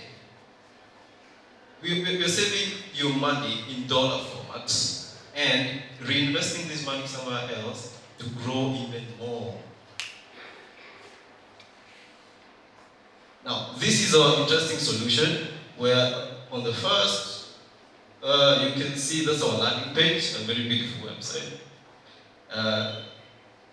This is the section where if you need to get a loan, you can use your savings as collateral and get up to 66% of the value of your money. Let's say you want to pay school fees and you don't have local currency. Let's say you live in Kenya and you need to pay school fees, but you have some savings in our own platform. So you can use those savings as security to guarantee you a loan in your local currency.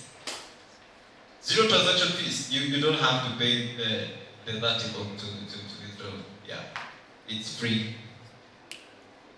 If you look at the target market, we're looking at more than 200 million people suffering from this problem. This is just Kenya and Nigeria alone. If you look at the African continent by itself, it has, I think, a few billion people. So, yeah.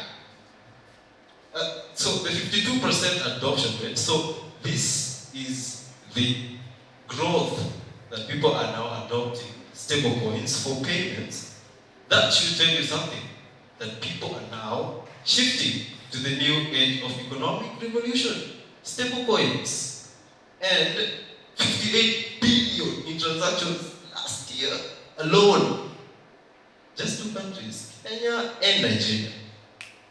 Now the total, okay, I will just skip all this and just, focus on what everybody wants to hear. So we're looking at 0.05% of our serviceable available markets. That's close to around 25 million crypto adopters. So if all these people come to our platform with the right strategies, of course, we're looking at 5 million TVR at the end of the first year.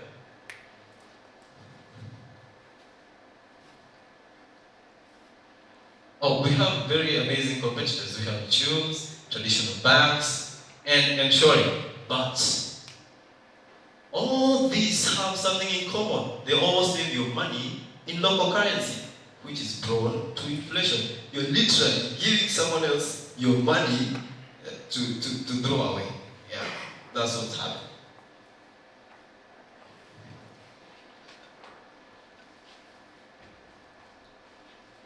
Now, the competitive advantage is we're giving you up to 10%. And this can even go more with partnership with projects like BlockCop, offering up to 18%. So we are watch out for that. And we sponsor all your withdrawal fees, and we save your money in dollar format. Okay, so this project was born during the Global Stablecoin Hackathon, where we emerged third runners up. That was in June. We've seen, we launched our first MVP on Celo with a few transactions, and now we fully deployed on Scroll, and with partnerships with BigPesa, we can't wait to see you guys come up. So this is how we make money. We take 10% interest, no, 10%, let's say you come to Miniland and you get some interest. Yeah, so we're gonna take 10% of that because we've helped you save money. And if you take a loan and you're unable to pay, so we take 5% of your collateral. Of course, we give you a few, say 3 months, and keep reminding you to pay your loan. But if you don't, we're gonna take 5% and we're gonna give you your collateral back. We also take 0.5 to 1% on all on and off ramps. Maybe you're not familiar with off ramps and on ramps. So this is when you convert your local currency, let's say Kenya shilling, to stablecoin, let's say USD, and the other way around, you want to convert your USD to Kenya shilling. So yeah, we're going to take 1% during that exercise. So our go-to-market strategy, we have been using Quest Panda for our marketing campaigns, and we have seen traction. Currently, we have around 200 users, and yeah, we are planning on even doing more of these quests because we have seen how much impact it has to such a product. So our ask is $280,000. Wait, $280,000. Yeah, because we will be affected with the virtual assets bill that's about to come up, and we need to comply. So we need some cash for that. Also, we need to advertise this product. We need more people to know that they can save their money. And we're going to spend some of that money in that exercise. And also, we're going to retain some of that to offer loans as liquidity. So this is an amazing team. None of them are here, man. Yeah, but I'm here, and they're very interesting individuals and very skilled too. That's it. I had like one good well. Okay. I'm welcoming any questions. Questions from the judges? Yeah, I'll start. How are you making the money that you give back as interest? Very good question. So we're using smart contracts and investing this money in liquidity pools on Aave, and we're looking on yield-bearing stablecoins and such. Oh, those are vaults. Yeah. How much do they make you for you to give me 8%? Oh, okay. If you look at Coinbase, recently launched the liquidity pool offering 10% on USDC. So we're using that. We're planning on using that, but currently using Aave, which is giving you 6 to 8%. Yeah. And me as the customer that you facilitate this for me, you said you charge 10%? On interest, we are going to share your interest. Let's say you lock your funds for 12 months, and you accrue some interest. So once you want to withdraw, we're going to take 10% of that. The interest? Yes. Okay. And my final question was around the loans you give out, yeah? Sorry? The loans you give out. Yeah. Yeah, what do the economics look like? Like, who are you giving the loans? Consumers or businesses? And also, what is your target payback time and the economics of it all? I need to see if you will be profitable with the loans.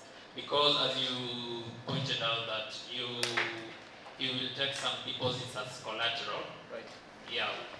How much do you give against the collateral? 150%. We have 150% collateralization ratio. Yeah. Okay. So which means if someone is unable to pay, what happens? So so there are two ways. You can either pay back your loan using your savings, or you can use your collateral. Let's say you had taken a loan of $1,000, and now you have to put $1,500 worth of collateral, right? And if you do not have that money in Miniland, of course we're going to keep paying up. But if you don't, just take 5% of the collateral. Okay, so this is on the assumption that I'd rather not use the $1,500 I have as collateral and just take the 1,000 loan. Just use your money to make more money. Yeah, you can do that. Okay. Yeah, I'm struggling to understand the logic, but yeah, okay. Thanks.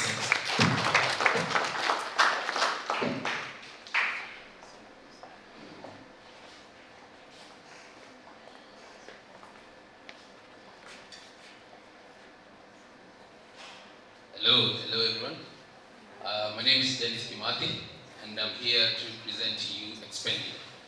And one of the reasons why I worked on Expendi was actually a personal reason, and I was actually struggling to know where my money is going to. For starters, I'm a crypto native. I've used DeFi protocols a lot, and right now crypto is really maturing. It's coming mainstream. And people are using it to pay for everyday activities, pay for your expense. And for me, I need to know where my money is going to, and that's why I work on Expendi. So, one of the challenges that we face when we're actually trying to manage our funds is, particularly crypto, is it's not, it's very investment centric, or you could say it's focused more or less on people who trade, guys who wanna like let's say invest in these DeFi applications. And right now, crypto is actually coming mainstream where it's being used. We've seen a lot of adoption in stablecoin, and it's being used every day. And one of the challenges I faced actually with using other apps, the traditional ones, the likes of Mint, is they don't really integrate well with crypto. You find that they only use crypto as an investment where you can, let's say, hold. But right now, I can use crypto to pay for everything. So there's that blind spot. And again, with managing finances, it's really hectic. It's kind of like you have to be reactive. You have to, sit down, note every, manually see where a transaction went to. But for me, the beauty with crypto is programmable. I can easily say, let me create this bucket, I fund it, and I easily spend from it. So the reasons, one of the solutions that Expendi is actually solving is whenever you find your funds, you categorize them, allocate them in different pools, call them buckets, and you can easily spend from them. Then you can even automate some of the subscriptions that you have, handling recurring payments. If you can schedule, let's say, a rent payment. You can easily invest in DeFi protocols, which earn really good yields. If you look at the likes of Morpho on Base, the likes of EtherFi and Scroll, the likes of Aave, you can easily tap into those protocols and earn a good yield from your money. And as well as you can plan for your future by setting a goal and easily reaching your goal. So the product itself right now, what we have is the ability to actually spend from these different categories, these buckets, we call it buckets. So once you receive funds, you become proactive. You decide where you're spending from, set all those different categories, and you can easily cash out to mobile money. The infrastructure is actually improving in crypto where we have easily off-ramps, the likes of Pretium, which is what we're using right now to cash out to any merchant. And we're also going to roll out investing in DeFi protocols, handling recurring payments, even splitting expenses, and being able to automate your settings. So who is the target user right now? So the adoption of crypto is actually really growing, and we've seen people being paid in crypto, the likes of creators on Base, builders, yeah. So our target market right now is users who receive their payments in crypto assets. They are our primary customer, and they maybe want to explore being able to improve their personal finance.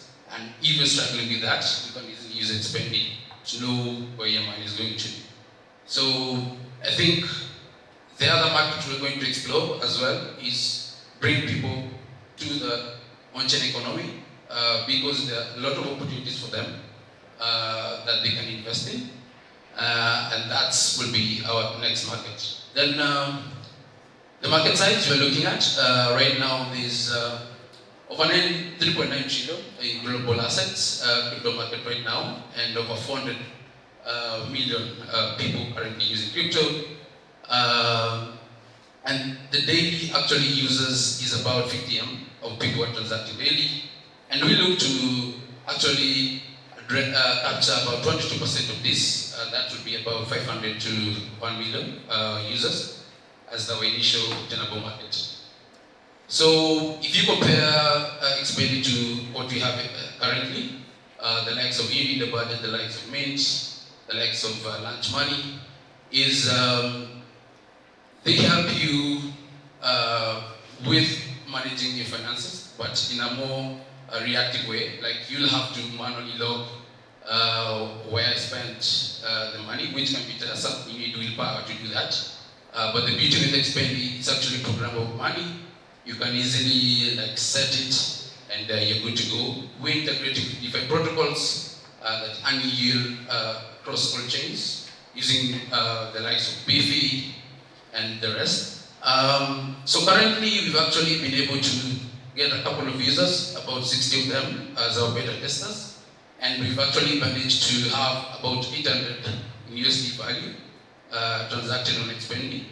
These are over 600 transactions. We actually have an active Telegram group where guys actually recommending what they want to do. And right now, the way we're earning money is through transaction fees. If you spend from a bucket to a merchant, we get a fee from that. We're also looking to integrate yield protocols. Based on the performance of these pools, we get a percentage of that.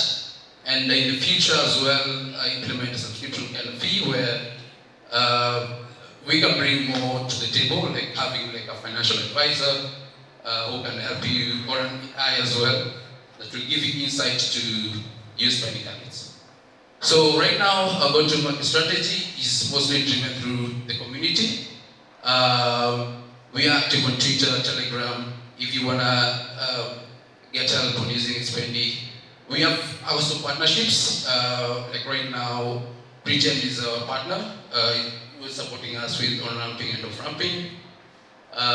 We also have the likes of other DeFi protocols to do that.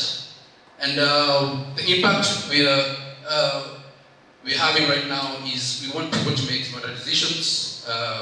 Actually, a story of a friend who was actually using Expendi to manage his construction site, which was really interesting to see.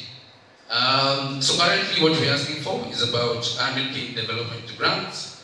We're keen on analyzing our MVP so that we can have like a really good UI based on the feedback we've received. Conduct also smart contract audits with all these multi-chain platforms you want to integrate, and so that we can be able to scale our product. So as well as distribution from maybe the Scroll team and other chains that would be grateful. So right now it's me and Judy, our co-founder, recently onboarded on the team. Yeah, so pretty much that's Expendi. Thank you.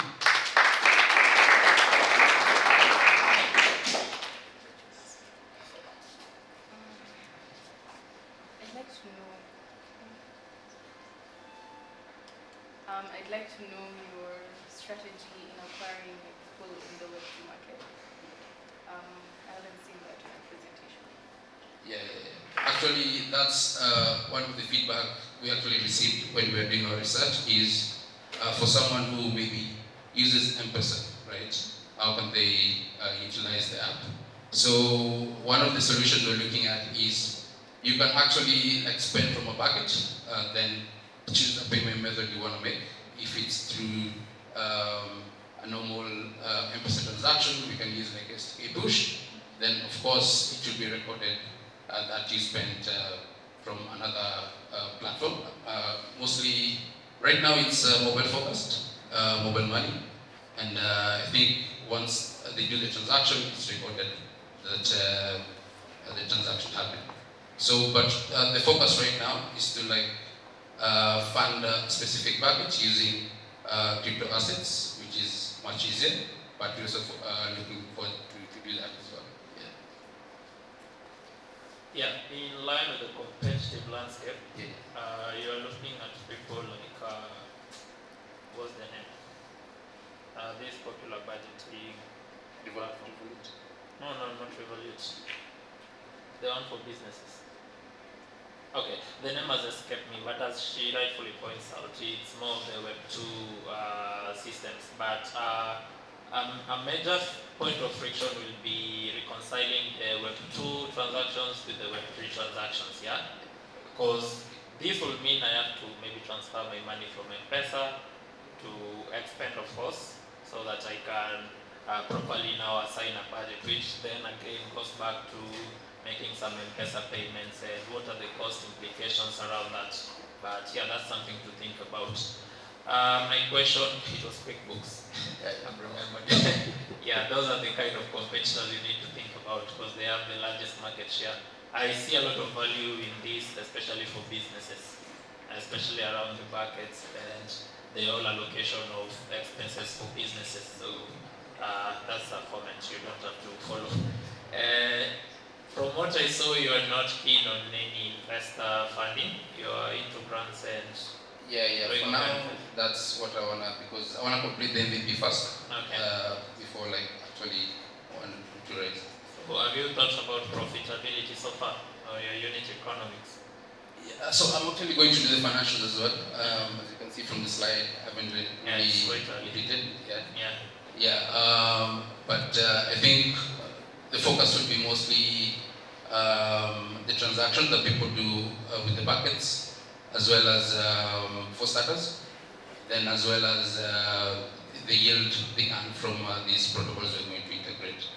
Okay, then point of comment will be around how you're measuring the TVL or the transaction volumes, because if I deposit $1,000 and then you still count it, if I maybe throw it into the bucket and if I spend it somewhere, it will be some level of I get. Yeah, I think for now we're measuring it if you like send it or if you like transfer to a merchant. So like either if it comes into the ecosystem and leaves? Mostly right now it's if it leaves. If it leaves? Yeah, if it leaves. Okay. That's clear. Awesome. Okay, thanks. Yeah.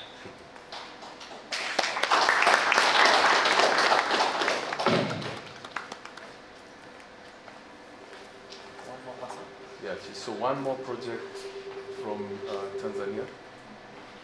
I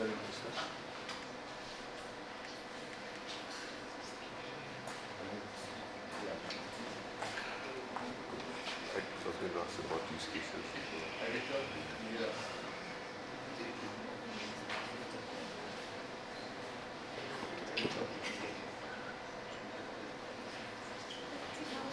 Yes, I can hear you. I just was having trouble with my turning on my mic, but I should be good to go. I hope you guys can hear me too. Yes, we can. Yeah, can you hear the judges? Awesome. No, I'll bring. One second, guys. And I'm just gonna play a video before we start.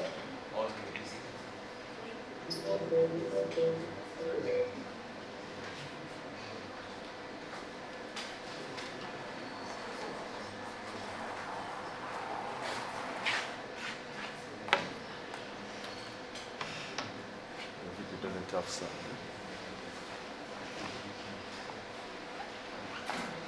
Hello. What's up, guys? It'd be nice if you guys could say something so I can know if I'm being heard. Yes, we can hear you, Victor. Loud and clear. Sorry for the audience. I'm Victor Morgach from Nader Labs, Nader Pay, and super excited to be here. I think my co-founder David is on the call as well. I saw him earlier, so I hope he's still around. But yeah. I'm from Tanzania and super excited to be here. So this is a story I want to tell you guys so you can get a picture of what we're doing. The average cost of sending money to my country at the moment will take you back $155 for just sending $200 to Tanzania. And this is data as of recent as July of this year. And I'm sure there's a lot of people building solutions for this around the world, and but it's still quite scary to know that this is a fact. So the problem so far, sending payments around the world, there's still so much inefficiency in the infrastructure around it. There's a lot of limited accessibility and still settlement processes, and the fees are still extremely high. And I think the problem is beyond just like companies want to take profit on it, but I think the infrastructure as a whole is still very much broken. So over millions of merchants around the world trying to access the African market, but then when it comes to payments, there's still so much friction when it comes to that. Sorry guys, let me just turn off. Yeah, so this is a problem that affects banks, merchants, P2P traders, and fintech companies in the diaspora all in general. So the solution for us as we envision and why we got into this mission is came from this idea, like imagine if payments were done with digital assets. So if you're going to make payments digitally, I think the only solution for, or the only alternative now is to pay with stable coins. For instance, digital assets paid to local currencies, the famous ones like USDT, USDC, Nigeria CGN, and us in Tanzania we're on a mission to launch one, NTZS. So money should move beyond borders as simple as sending a text. So with NetaPay, our product solution helps you do this. So you can easily sign up, take control of a digital wallet, and just like that you can convert stablecoins to local payment rails in your local currency. So the idea is conversion using an alternative infrastructure that allows seamless value movement across different countries, right? So stablecoins can really supercharge this, and we're in a mission to kind of create this accessibility network, allowing anybody in the world to receive payments, especially businesses and SMEs in Africa, and also even retail markets who wants to kind of send money to their family, to friends, and creators want to get paid online. So the current digital asset infrastructure is still limited because legacy systems are still in place of this, right? We all are familiar with SWIFT for cross-border payments, and they are crossing over 63 billion in volumes every year just to move it. So we're thinking if we could just get 10% of that for adoption, we're going to change the game in how money moves. For remittance, over 1.2 billion moves in Africa every day. So if we can offer this to businesses and say like, hey, stablecoin could be an alternative, we want to capture at least 100 million of that every year. For merchant payments, 7.5 billion is paid in Africa every single year. So if we can capture just 7% or 10% of that, we will change the game in this way, right? So the value opportunity here we're trying to attract is the 160 billion. It's still growing. This is all on the blockchain, and this is the stablecoin market. We've seen a huge boom in this. So we want to be pioneers in this innovation. And then this is where we can create global interoperability, systems communicating and talking to each other, and then competitive yield generation in terms of like, okay, if we can save these fees, we can allow people to save more money and they can earn more because they're not losing it in systems and frictions around moving money. So our business model is very simple. We help businesses and individuals convert their fiat to local currencies and vice versa, and then we charge a markup fee of 1 to 3%. And then in exchange, we connect them to liquidity providers and third parties to help them, like this will be PSP providers, MNOs, and banks, right? In our current traction so far, we've been able to process 15K USD. But I want to tell you a story around this image of traction as well. We were able to get orders of up to $50,000 in less than 90 days, but unfortunately, we were only able to process only, I think, 20% of that. So you can still see there's a lot of friction and inefficiency in this area, and I'm looking for you guys to kind of see this vision and come with us with this mission, right? So the market size we want to unlock, as of today, you know, in Kenya and Nigeria from 2023 to 2025, we've seen over 1.2 billion moved in stablecoin. So our rationale is assuming we capture 10% of this, we can unlock this market in Tanzania as well. That's over 6 trillion Tanzanian shillings getting lost and unaccounted for in the forward economy. So this is who we are. My name is Victor, as I mentioned earlier. I'm a co-founder and builder in Neta Labs and NetaPay. And my friend David, we met each other over 5-6 years ago. We've been building ever since. And then we have Baraka as a back-end engineer and also helping us with development. But also we are on a mission to create a local stablecoin. We have advisors that have been in the game for a long time, and they're helping us knock on the regulator's door and really pioneer to get a vast license. I've seen Kenya as an example for pioneering this, so we want to be regulated, we want to help people, and at the core of it, we're building an infrastructure that is going to be powered by digital assets to facilitate fast money movement and actualize Africa's true potential in growing the global economy by participating in the digital economy. So that's it from us. Our ask is we're looking to raise 500K USD, but in a 50-50 split. Half of it is going to go as loan, and half of it will be given as investment for participation of equity at a 10% pre-money valuation, and the loan interest will be at 11%, and our company valuation is 1.5 million. and we are looking to find partners that we can grow with, not only financially, but can help us grow our ecosystem. We currently are a multi-chain platform. We have over 7 blockchains that we cover on our platform, but we predominantly host local stablecoins only in our ecosystem. So yeah, thank you so much, and welcome anyone who has questions or wants to know more about us.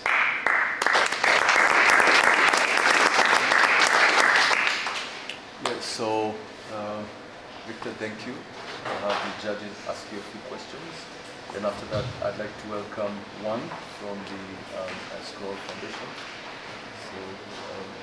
So, Judge Michael. Hi, Victor. Hey, hey. My question, I have two questions actually.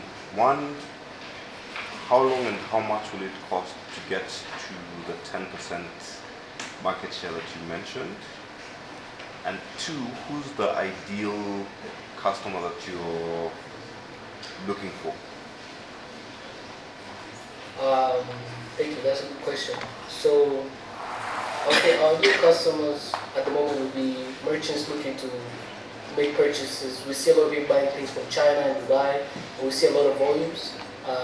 Over the counter OTC, it moves around 50K to 100K USD a day. So that's the market we're trying to target, because we'll kind of like digitize this process and make it more secure. And to get that 10% market will be us having a liquidity provider, we'll becoming liquidity providers ourselves, allowing this on-ramp and off-ramp to happen seamlessly. So we believe that if we can have the infrastructure set up, we can really attract this volume quite easily. So partnering with local rails, I say we're not competing with banks or PSPs, but we are actually enabling them by giving them a secondary layer for moving money faster. And I think with the volume that they're missing out on stablecoins, we can attract it to them as a secondary layer to move to the fiat or local currencies. Okay, hi Victor. Hi Victor. Hey, how's it going? This is James. I wanted to understand why you had such a high failure rate in transactions processed. Amazing, that's a good question. It became, because there's not a lot of liquidity providers in Tanzania, and the law at the moment explicitly forbids PSP providers to hold any stablecoins. So what tends to happen, you have every PSP that actually serves stablecoin in Tanzania, they need to have a third party in between to kind of like take that burden and then offer fiat, so they need to have multiple liquidity. That's why we also want to be liquidity providers. So that's why a lot of our transactions bounced and went back and got refunded, because there was no settlement layer. No one could cover that liquidity with stablecoins, at least for Tanzania. But other countries like Kenya, Nigeria, we're seeing a lot. All our transactions are going through, and it's quite. All our customer feedback have been amazing. Okay, thank you. Hi, Victor, Finn here. Thank you for the presentation. My question is in regards to compliance and regulation. So firstly is knowing that you are having a problem with scalability, especially. Oh yeah, especially in Tanzania, where you're currently based. How then are you going around that?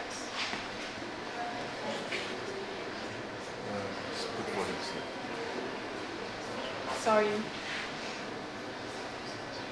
Try speaking. Can you hear me? Yes. Yeah, I was saying we're currently in the sandbox with the central bank here in Tanzania. They've been quite helpful in terms of like they see the movement around us. They see the appetite. They have an appetite for stable coins and the digital economy, and they're feeling like they're missing out because they missed out on M-Pesa early on. So they don't want to miss out on stable coins as well. So that has been quite helpful. But we are predominantly looking at two routes: having a PSP license, but also having a VASP license. Then that's where our developer API that we're developing as well can facilitate this movement to local channels that convert these stable coins to local currencies. So that's how we're thinking about it. So, because if you're regulated in this space, because we're dealing with money, trust is very important. So if the central bank knows us and we're regulated, I think we will attract even more volumes, more business holders here in Tanzania can even trust us in using our platform for cross-border payment to the merchants and businesses and suppliers, especially in Dubai and in China. There's huge volumes that goes in these markets. Okay, so my second question is on scalability. So are you looking to only have presence in Tanzania or also expand to other countries within Africa or beyond? We are currently actually in 5 countries in Africa. We're in Ghana, to all local currencies around the world. So the vision is to not only have the product but also an infrastructure layer that facilitates the conversion of stablecoins to local currency and become liquidity providers around these areas. Okay, thank you, Victor. That's good.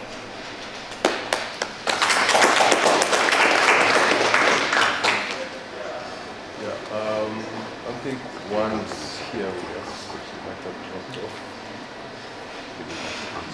Yeah, I think one dropped off. But I'd like to give a shout out to our mentor, Eduardo. I see you there. Thank you for joining us. I'd also like to give a shout out to Doc of Designs from Lagos. Thank you for joining us today. I can see Andrew. I can see Brad Tipper from LISC. Thank you very much for joining us. I can see Ochi. Ochi, you want to put up on your camera Kopabaya.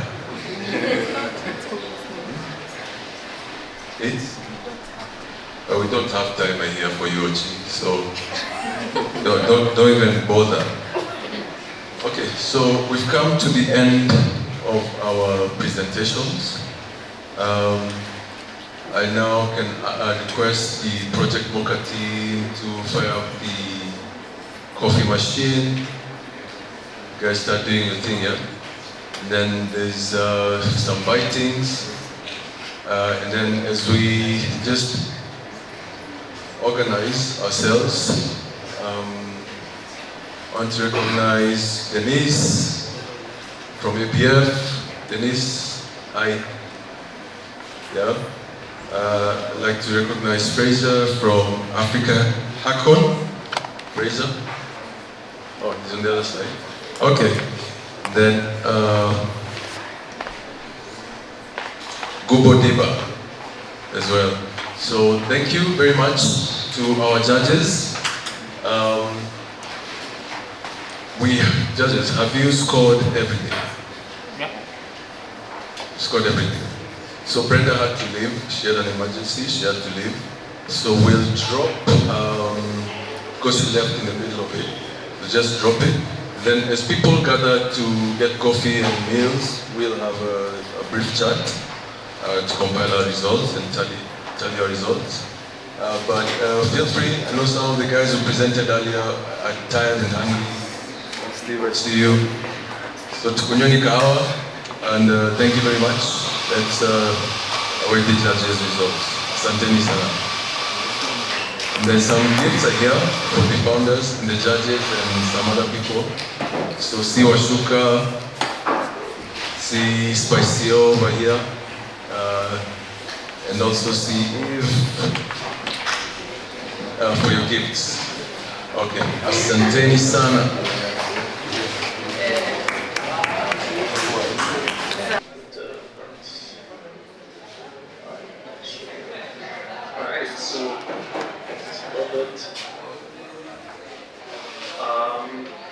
Alrighty, yeah, I've been around. I've been listening to the call, to the pitches for the past couple hours.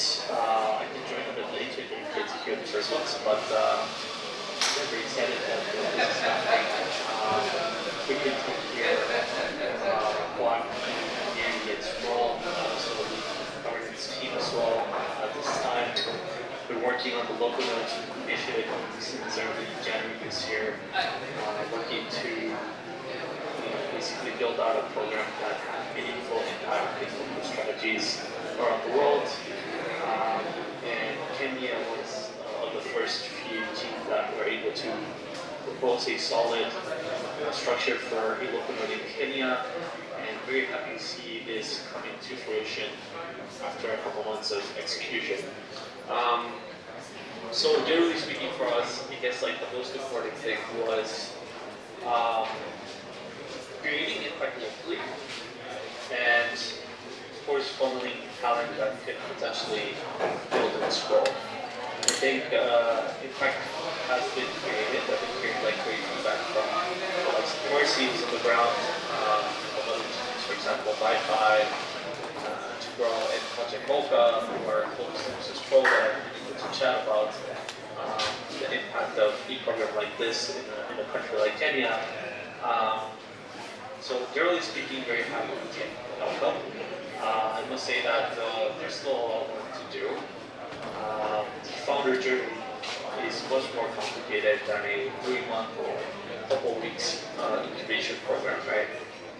So I guess that's like an advice for everyone. I think the end goal is further along the path. It's a huge marathon. So you know what needs to like stay relevant is your mission, your goal. I think you're reaching. How do you get there, right? It's going to take a while. It's going to take a while. It's going to take a lot of money, calls, sacrifices. But hopefully, with the goal in mind, you guys are able to reach that path. And along that path, there should be people with the likes of like the Web Clubs guys, Super Bowl, any other networks and projects out there that will be able to help you guys build that mission and impact. Yeah, so generally speaking, I think I already had insight of products that came out of this open iteration. And as we plan it out for the future, there's a lot of learnings, not only from like open economy as a program overall, but also by running these local nodes locally. We had Kenya was one of that. Mexico, Brazil also had local nodes running. So as we move forward, we want to make sure that we create or give local nodes resources to continue building positive impact in each region. It may look a little different to when it looked last 4 months, but rest assured that this first edition of nodes will be public lines. We're building this infrastructure on what we will turn into evolving into. So also to say is still going, is still happening. So next season is starting. Registrations for next season are starting later this month, where we essentially are going to have a progressive application process where once you apply, you get feedback within 7 days, and that will allow you to adapt, utilizing that feedback, and giving you better chances to get closer to being admitted to the next campus. So just to add something about for you guys to be aware of that's happening, we're also going to be having we're at the level 5 programs actually like right now. You guys go to or maybe the Web3 Clubs guys can share with all of you about the 5 programs that's going right now. It's going to happen for 2 weeks, and the idea is to leverage live coding to find your first couple users or the first signs of revenue, etc.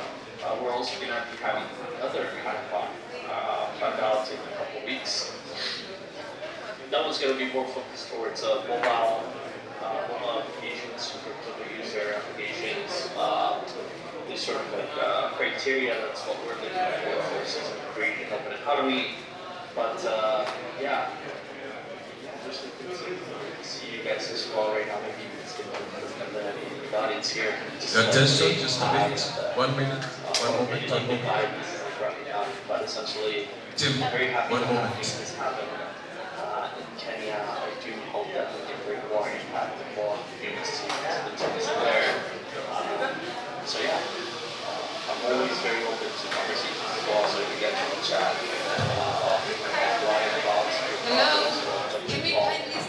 now and come closer, just 1 minute. At the back, Thank you, Juan. Thank you very much for your support as well. Let's see how we can move forward the next program. We're very excited to continue the relationship. As you said, there's a lot of work to be done. Let's see how it goes there. And, we're thankful. See you in the next one, yeah? Absolutely. So yeah, massive shout out to you guys for all the work you've done, for all the support you've given to Scroll. Shout out to Bertie for all his on the ground, our organization here, putting on way above and beyond her ship standards. So yeah, shout out to all of you guys. Huge shout out to all the teams who made it out these 3 months. That's like a huge learning. Like people, I guess don't you guys finishing getting to this point. It's not easy. This is not something that most people are able to achieve. Committing to something for this long, to build something, it's definitely tough. So huge, massive shout out to all of you guys. Yeah. Thank you. So that's it from us. We'll now have some supper, then have some coffee from Mocha, then call it a day. Awesome, man. So yeah, very nice chatting, very nice having participated in this closing ceremony, and we'll keep in touch. Thank you, Victor. Thank you, David. Thank you, Doc. Thank you, Eduardo. Goodbye from us in Kenya. And Ochi, thank you as well. Have a good rest of the day. Thank you, Alex.